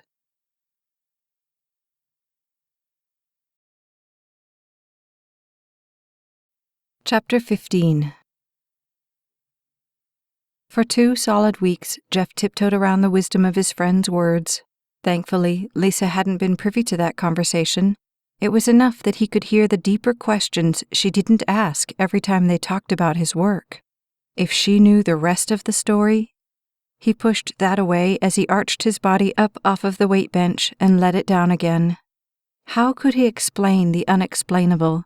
like the incomprehensible fact that it had been he who was left when the smoke had cleared, or that the one person he had never been able to connect with would be the only one left in his small, small world.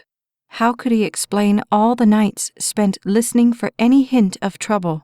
A door squeak, a faraway wail, a crack, a pop, the slightest off-kilter sound. How could he tell her about all the nights he had gotten up 3 and 4 times to check the water heater when he thought he'd smelled something strange in the air? No one knew about those nights, and no one ever would. It was his silent vigil, the one he had signed on for the moment he hadn't thought past where he'd thrown those rags. "Stop it, Taylor," he commanded himself as he pulled the barbell off the floor. "You're going to make yourself crazy." Once, twice, he pulled the weight up. It's in the past. Let it stay there. Numbers flowed over numbers until he lost count of them all. It has nothing to do with now. Nothing. Don't let it start again. Please, don't let it start again.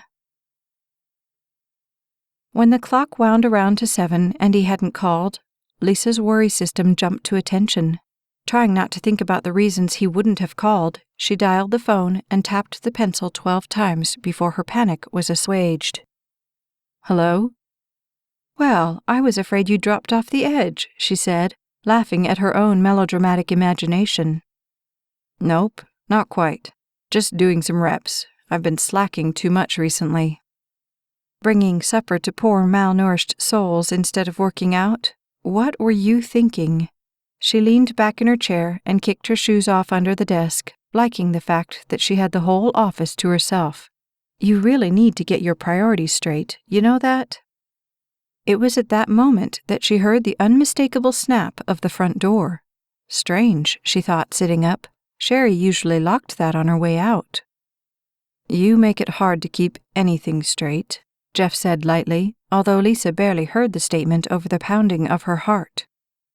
"Yeah," she said, breathing the word as she strained to hear into the outer office. The first rap on her door sent a gasp right through her as she scrambled for her shoes and her jacket simultaneously. "Lisa?" the voice said on the other side of the door. "Are you here?" Yeah, just a minute," she called, pulling, buttoning, and fixing as fast as her shaking hands would possibly move. "What's wrong?" Jeff asked in her ear. "Somebody's here," Lisa said as the door creaked open and the black hole of helplessness opened up at her feet. "Tucker, hi." "I thought that was your light," Tucker said smoothly as he stood right in the middle of her one and only way out. "Tucker, what's he doing there?" Jeff asked. "It's almost 7 o'clock. "Listen," she said into the phone, forcing her voice to remain calm. "I have to go. I'll call you later." "Are you—" "I've got to go. Bye." And she hung up. It took Jeff less than 2 seconds to make the decision, grab a shirt and his keys, and be out the door. The fact that he was still in his sweats didn't register. Tucker Cordell didn't take no for an answer, and sooner or later she was going to run out of excuses to put him off. Unless... God, I'm going to need some wings here. Lisa cleared her throat and sat up straighter as she worked the last button closed on her jacket. "Our office closed at 5, she said, "and Sherry didn't mention you were coming." "Sherry didn't know," Tucker said, closing the door behind him. "Oh," Lisa said, fighting to decide if he was indeed here for the reason that kept creeping through her mind, or if his visit was somehow innocuous and overreacting would do nothing more than humiliate her. "You mind if I—" Tucker indicated the chair. She barely nodded as she folded her hands on the desk. Is there something I can help you with?" "I thought you should know that grandfather's not doing well," Tucker said, ducking his head on the statement. "He had a slight heart attack last night." The understanding that she was in fact the stupidest person on the earth cascaded on her. "Oh, I'm sorry. Is everything all right?"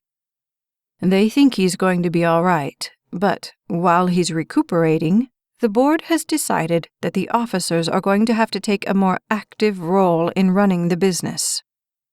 That sounds reasonable.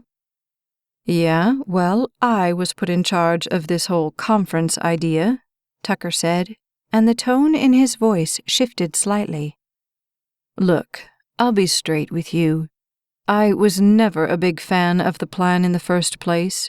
I mean, a leadership conference for non-leaders doesn't make much sense to me, you know? The world stopped as Lisa forced air into her lungs. I thought it made a lot of sense. Well, unfortunately, what you think doesn't matter all that much. Fear snaked through her. What are you saying? Tucker shrugged as though the whole question was of no consequence to him. Just that I don't see the point of committing valuable time and resources to a project that I don't think is in the best interest of the company to begin with. Valuable rationality was scattering, but I waived all but a small deposit to get this account, and I've put hours and hours into this thing already. I know. It's unfortunate timing, but some things just can't be helped. Breath and sanity failed her. You can't be serious. I can, and I am. So, unless you can say something to change my mind... The sentence drifted into nothingness as she tried to force words that weren't screaming obscenities to get all the way to her lips. Finally, Tucker nodded. That's what I thought. I think I've heard all I needed to hear. He swung up and out of the chair.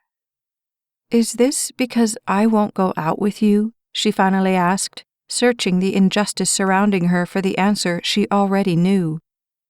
Tucker turned back and shrugged as if the whole thing meant nothing to him.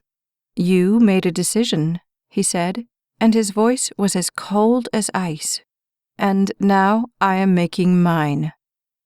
And if I would have gone along with your little idea, that would have made a difference? His gaze slid through her like the serpent in the garden. Everything makes a difference, Lisa.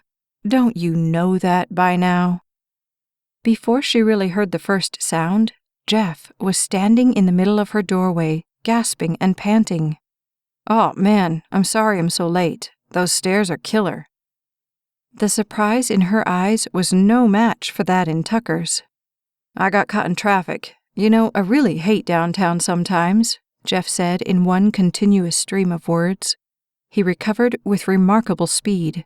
Then he seemed to notice Tucker, whose smooth exterior had shattered with the astonishment. Oh, I'm sorry. I don't think we've met. Jeff Taylor. Gaping, Tucker shook Jeff's hand. Tucker Cordell. It's nice to meet you, Tucker. Lisa's so excited about that whole leadership thing. It's all she talks about, morning, noon, and night. Somehow Jeff managed to wind his way past Tucker and around to her side of the desk. In the next heartbeat, his arm was around her shoulders. Isn't that right, sweetheart? Yeah, she said, her own gaze registering the thought that he must have fallen and hit his head on something very hard. All the time. Well, Tucker, Jeff continued unabated, I hate to break this up, but Lisa and I have a date with a couple of hot dogs. Hot dogs? Tucker asked, as if he'd never heard of such a thing. Extra mustard, Lisa said, finally catching hold of her sanity long enough to get her bearings. She scrunched her nose. It's a fireman thing. Oh, so you're with a department? Tucker asked slowly. Jeff nodded. Yeah, it gets kind of old sometimes, lugging those 100-pound hoses up and down all those extension ladders. But it's a paycheck, you know. Lisa didn't miss the slide. Tucker's gaze did across the expanse of Jeff's mostly uncovered chest muscles, and it was clear the message hit dead center of its mark. I can imagine. Tucker was backing away from the desk, away from her. She could feel it. Well, I'd better let you get to your hot dogs then. Yeah, you'd better, Lisa said, barely stifling the laugh that jumped to the middle of her. Clearly shaken, Tucker walked to the door and then stopped. When he turned, there was only regret and understanding in his eyes. "I'll call you tomorrow, Lisa. We'll talk. I am sure we can work something out." She smiled sweetly. "I look forward to it." With the slightest of nods, he opened the door and walked out. It wasn't until the outside door clicked closed that Lisa started breathing again. However, she held up her hand to keep Jeff from saying a single word. Quickly, she went out to the front office and threw the lock herself as Jeff, wild-eyed, stepped from her door. "What was that about?" Jeff asked. "That was one of those really bad ones," she said simply. "I hope you're buying, because I'm starved." "You should have told me. I would have worn my running shoes," Lisa said when they had reached street level. "I didn't know you owned running shoes," Jeff said, liking how her hand felt in his, but still not beyond the overwhelming adrenaline rush of the flight to her office. Lisa scrutinized his profile carefully. "By the way, I thought you were working out tonight." He shrugged as half his smile slipped onto his face. "Some things are more important than working out." The gaze she leveled on him was a mix of teasing and mischief. "Oh yeah? Like what?" "Like trying to prove these lights can be beaten." He looked up at the sign and then over at her. Love. In one breath, he knew that was undeniably what he felt. "Go!" she yelled, and when she bounded from the curb, she took not only his hand, but his heart with her as well. Jeff knew he had to find a way to say it, or he would go stark raving mad. As he and Gabe sat watching the late comedy show that neither of them was really paying attention to on Saturday night, he knew he needed some advice. The only problem was he wasn't sure that advice could even help where this was concerned. "So, you're married?" Jeff asked, like he hadn't been rehearsing this conversation in his mind for 4 days. The stand-ups babbled on screen, completely forgotten. 6 years. Gabe reached for the remote and turned the television down. "Must be hard, being married and being with the department and all." Gabe shrugged. "Neither was an option for me, so I wouldn't know." That Jeff understood. She must be pretty special, your wife. "Ashley? Yeah, she's the best." "And she doesn't mind all the long hours and stuff?" "I wouldn't say that she doesn't mind. She's just accepted that this is what I want to do. And the rest? Well, we figure we'll let God take care of that." Jeff sat, searching for a way to phrase the next question. "So, how'd you know she was the one?" "Ah," Gabe said, lifting his goateed chin knowingly. "I see where this is going." "Where?" "I knew when you and Lisa went to the fireman's ball, this would be coming sooner or later." "What? I didn't say—" However, the end of that statement was cut in half by the blare of the station alarm. "Mutual assistance requested at 1601 Richland Avenue." "Oops, hang on to that thought," Gabe said as they both jumped to their feet and headed for the pole. "Duty calls." The scene was semi-organized chaos when their truck joined the others already surrounding the apartment complex that loomed in the night sky over them. Firefighters, police, and paramedics rushed in all directions at once around the base of the building. Tanks on and masks in hand, they each left their ID tag on the dash as they jumped out. A rumble sounded above them, accompanied in the next second by the sound of shattering glass. Running even as he looked up, Jeff saw the flames shoot out 10 or so stories up. The tinkling of the glass clinked down against the sidewalk around him. "Bagby Station reporting," Gabe said for the 6 of them as they approached the command center. "We need more hoses up on 12. Go up the right wing stairs. We've got to get that smoke contained if we're going to get anyone above that thing out." "Got it," Gabe said before leading the charge back to the truck where they each grabbed several lengths of hose. "Go, go, go!" someone yelled from one side as people from the building raced out past them. Through the commotion, Jeff heard the distinct sound of a hand slapping the side of a nearby ambulance, which sprang to life and began picking its way through the emergency vehicles choking the street. How many people had already gotten out? More importantly, how many were still above those flames?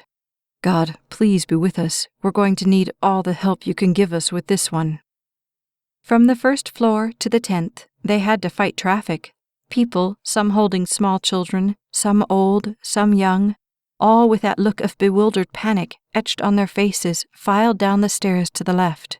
Stay right and keep climbing, Jeff told himself, wishing he could calm the terror in every eye he passed. However, at the 10th floor, the mass of people slowed, and then stopped altogether.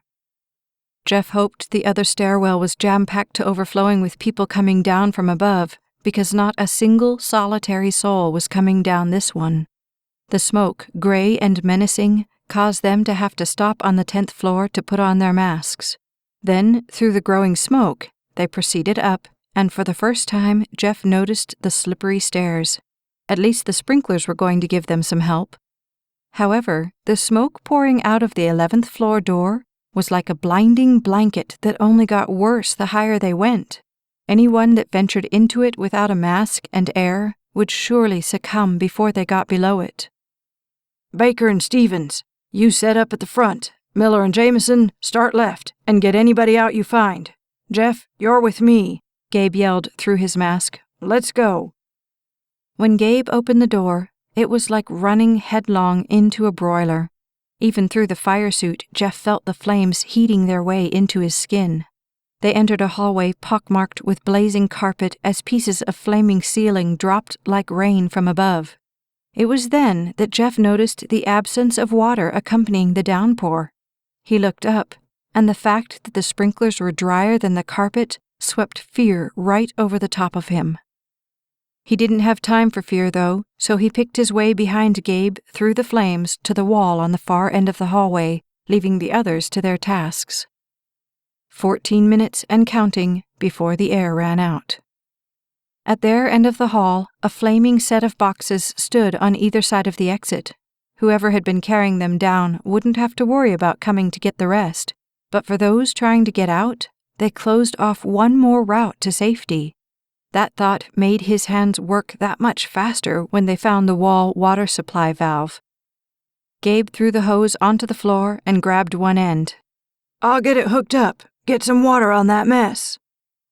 Without question, Jeff grabbed the other end, stretched it as straight as he could, and then turned to aim the water at the flames shooting up from the boxes. The wait for water seemed interminable to the point that he almost dropped the hose to go see what was wrong. However, just before he did, he heard the screams from the other side of the door where he stood. Turning to it, he glanced down the hallway to the nearest good escape, but all he could see were fire-blurred figures moving like ghosts. It was true. These people hadn't gotten out. They were trapped, and they would die, unless... The water gushed out of the hose, knocking him a step backward, and immediately he aimed it at the carpet in front of the door as Gabe appeared at his side. No, at the exit, Gabe yelled. There's someone in there, Jeff yelled back, knowing how much smoke was already choking through that apartment. Get them out first! The 2 feet in front of the door cleared, and Gabe rushed past Jeff. It took one shoulder for the door to give way for Gabe, and Jeff saw only the figures huddled next to the ground just before a section of the ceiling behind them crashed down. A scream jumped to his ears. Get them out! I'll get this! He saw Gabe's hesitation. I'm all right. Just get them out. I'll get this exit cleared. Determination, coupled with training, surged on him as he proceeded back down the hall, aiming the water across the heat pulsating at him from the now unrecognizable heap of boxes. If he could just get that passageway open, they would have a chance. As the flames engulfing the boxes surged upward, crumbling what was left of the cardboard, Jeff heard the crack above him. Instinctively, he jumped sideways as 3 sheets of ceiling tile crashed to the carpet behind him. Flames tore through the unburned carpet, reaching for the ceiling as he fought to keep his balance and his sanity. Don't think about that. Just get this one open. More water, and the flames on the boxes subsided and then died. Quickly, he spun around and doused the ceiling and then the floor down the other direction, creating a semi-safe passage. In the next breath, he reached over and tried the door to his left. It swung open. "Anybody in here? Hey!" No answer. He wanted to go in and check, but there wasn't time. The fire lining the hallway was gaining ground, although the hose was doing all it could to keep it at bay. Forcing the water to clear the path in front of him, he snaked to the right. With a foot, he kicked at the door as a small beeping penetrated the other sounds around him. Air was running out, as was time. "Anybody in here?" Again, no answer, although the fact that most of that apartment was already orange with flames as more of the ceiling dropped into it didn't escape his consciousness. He prayed that whoever had been in there had made it out. That thought pulled him forward as the beeping in his ear became more persistent. With a kick, he opened the next door. "Jeff," a blurry ghost said, stepping out of the flames like a nightmare come true. "Company 3 can take it. We've got air in the stairwell." He didn't want to release the hose, but the beeping could not be ignored. Carefully, he handed the hose off, and then, fairly running alongside Gabe, they raced back to the far stairwell as Jeff's brain ticked off the number of doors still not open. By the time he was at the exit, his brain had stopped counting for fear that he would completely give up hope. Down one flight, and then the next, they ran as his lungs began to scream as loud as the tank on his back. On the 8th floor, they met up with both air bottles and another team of fully geared figures who were preparing to brave the inferno above. The last one was just donning his mask as Jeff yanked his off, gasping in the air. "Dustin?" "You going back up?" Dustin asked, even as Jeff changed the bottles on his back. 12, Jeff said as he clicked the hoses together, grabbed his mask, and pulled it back on. "Then I guess I'm following you," Dustin said, and in tandem the 4 of them started back up the stairs. This time, there were a few people coming down the other way with firefighters for escorts, but not enough, not nearly enough. Hell could have been no worse, Jeff thought, when they re-entered the firestorm eating its way through floor 12. Other firefighters had raced past them on the stairs, up to the other unseen floors. He didn't want to think about how many floors were above them, or what state those other floors were in. This one was horror enough. Waves of heat made the movement of the other teams resemble mere mirages. Back across the burning carpet, over the mounds of fallen ceiling they stepped, picking their way back to their replacements. "Go get some air," Gabe yelled at the one he grabbed the hose from. For the first time, hope surged through Jeff.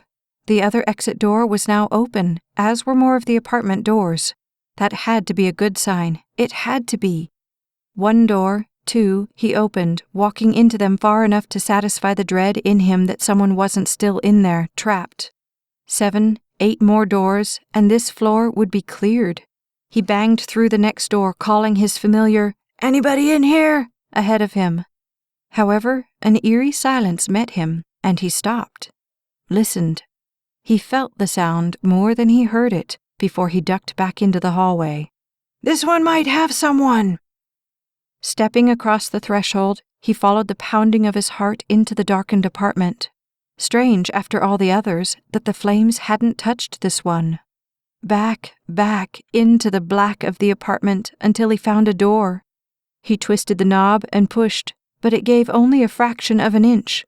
It wasn't locked, but still it didn't open. "Fire department! Open up!" "Just a second," came the whimper from the other side. A pause, and the door swung open to reveal a bent, frightened, gray-haired woman and 2 small children. The bathroom looked much like any other would in the middle of the night, nothing like the tomb it would have been had he not come to check. "Hang on," Jeff said, and he raced back to the hallway. "I need help over here."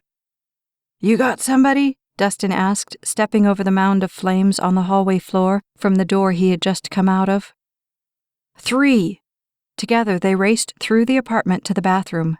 When they got back to the door, one of the children sent up a helpless scream. It was a sound destined to be etched in the center of Jeff's soul forever. No, sweetheart, it's okay. We're going to get you out." Knowing the nightmares she would now have forever about this very moment, He picked her up and watched Dustin stand to hand him the boy. "Get them out! I'll get her!" Dustin commanded. A nod, and Jeff was running through the apartment. He had made it just out of the apartment's front door when a sickening crack sounded behind him. "Run!" was his only thought. How heavy the two figures clutching him were, he couldn't tell, but it was as though they weighed nothing, for his feet could have moved no faster. To the stairwell and down he raced as heavy smoke rose all around him. Somewhere around the 4th flight down, he realized that both children were crying. "Hang on, I'll get you out. Just hang on to me." The instruction wasn't necessary. They could have held on no tighter had they tried.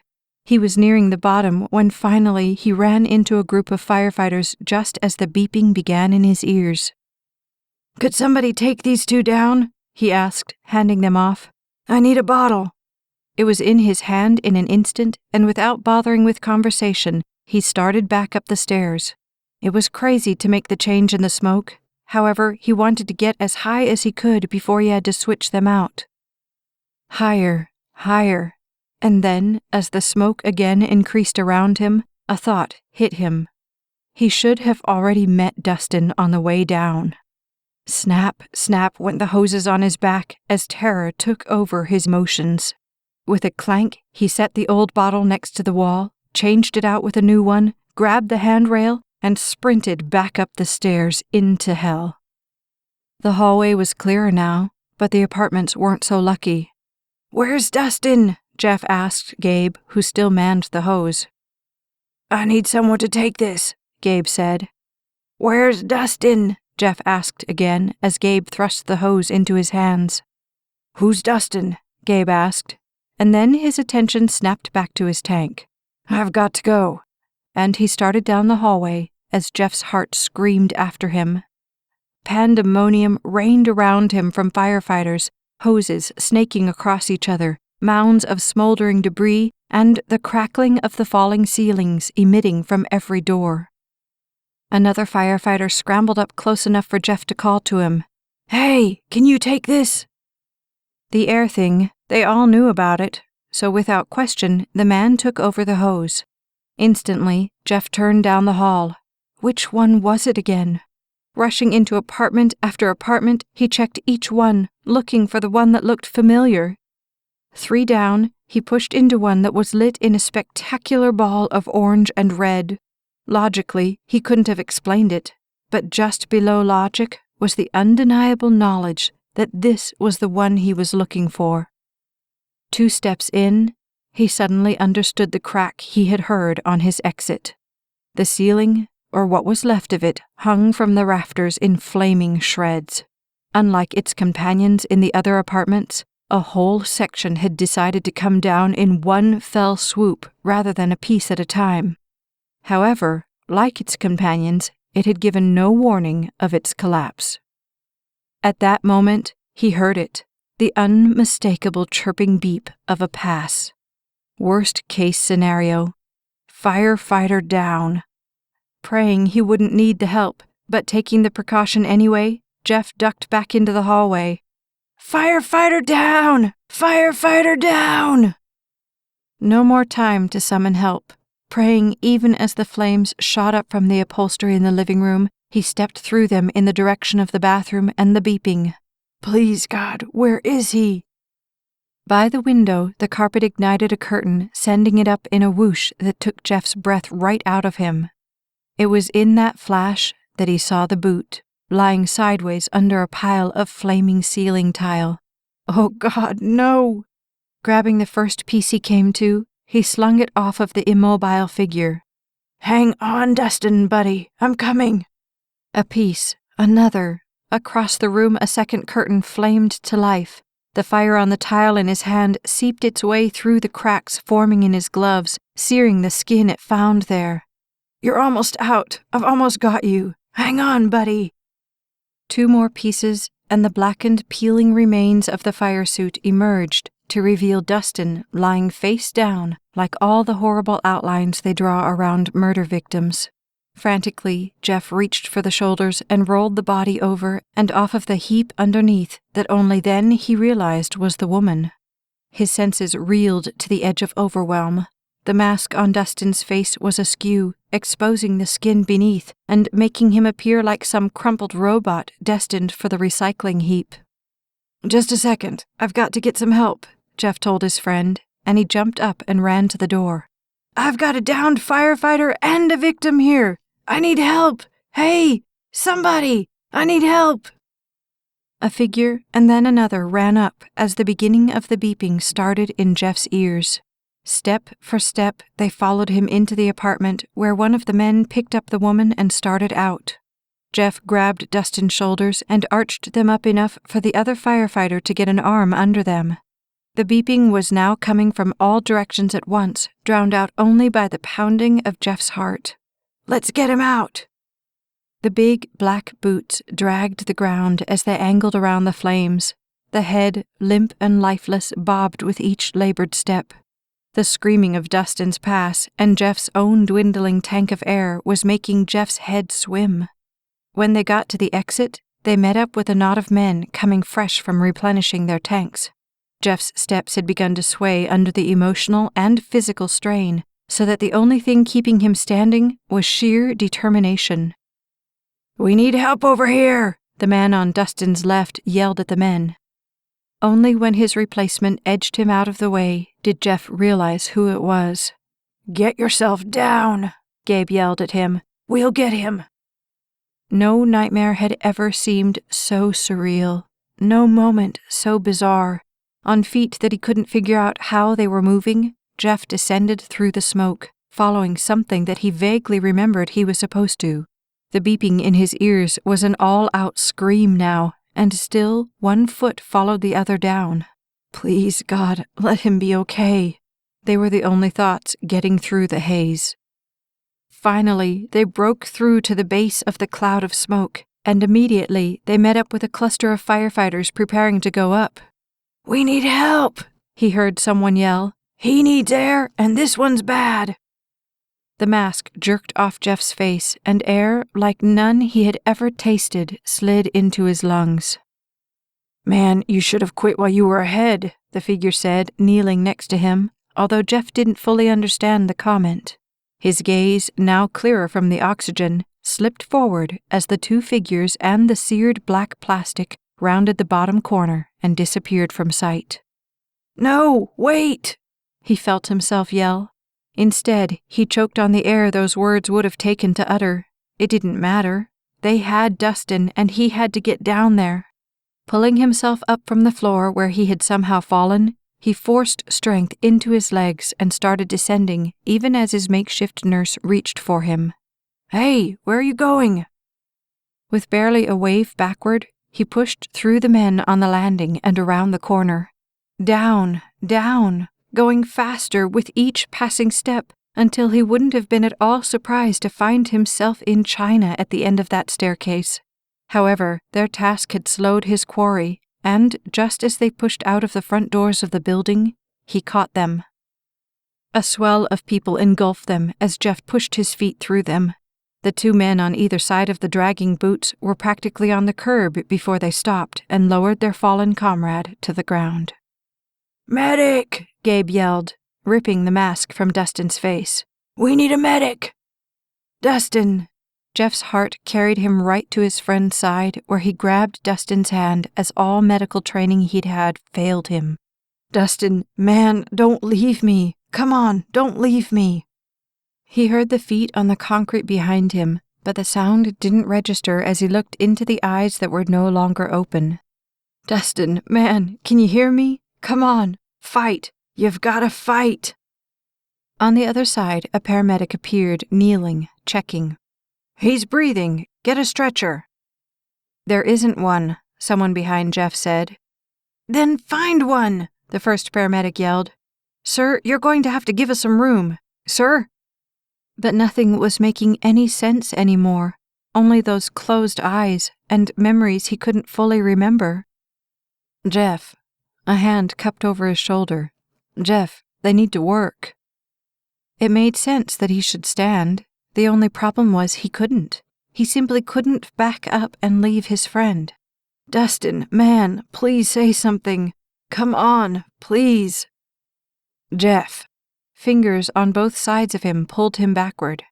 "Jeff, come on. Let them work."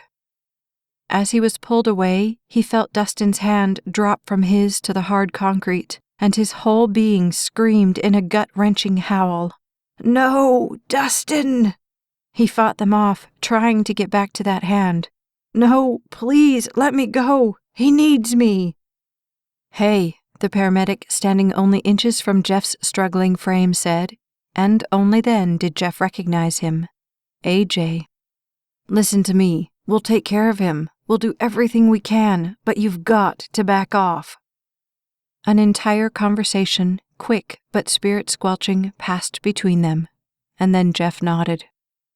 "I promise we'll do everything we can," AJ said, gazing right through Jeff. "I promise." One set of hands dropped from him as Jeff watched AJ turn and kneel over the charred heap on the sidewalk. "It's going to be okay," Gabe said slowly. Dry tears slid down Jeff's face. He could feel them, although no one else could see them. They felt like they had been there forever. The haze slid over him as he reached up to his cheek to wipe them away. "Good Lord, what did you do to your hands?" Gabe asked in shock. Jeff could see nothing. Nothing was making any sense. "Hey, could I get an EMT over here?" Gabe yelled, dragging Jeff from the spot and over to an ambulance. "We've got a burn." "What's the problem?" a young lady asked, jumping from the back of one ambulance. Gabe turned Jeff's hands over. The EMT recoiled. "Geez, don't you know those gloves aren't foolproof? Here, let me get the stuff." Gently, Gabe sat Jeff down on the ambulance bumper, clearly afraid his friend might end up on the asphalt if he didn't. "God, man, don't you know when to quit?" "I think we're going to have to cut the gloves off," the EMT said, jumping out and landing right at Jeff's side. "I'll patch you up as best I can, but I think you need to go to the hospital to get these taken care of." "The ambulance?" Gabe asked. She shook her head as she pulled out a monstrous pair of scissors. "Badly injured only." "Could he ride up front with someone going?"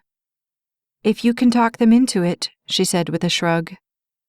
"Hang on, okay?" Gabe said, clapping a hand on Jeff's shoulder. "I'll get you a ride." This has been To Protect and Serve, Volume 1 of the Courage series.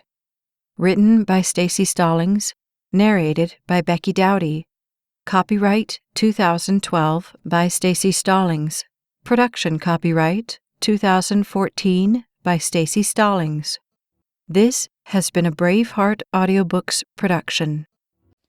What's coming next?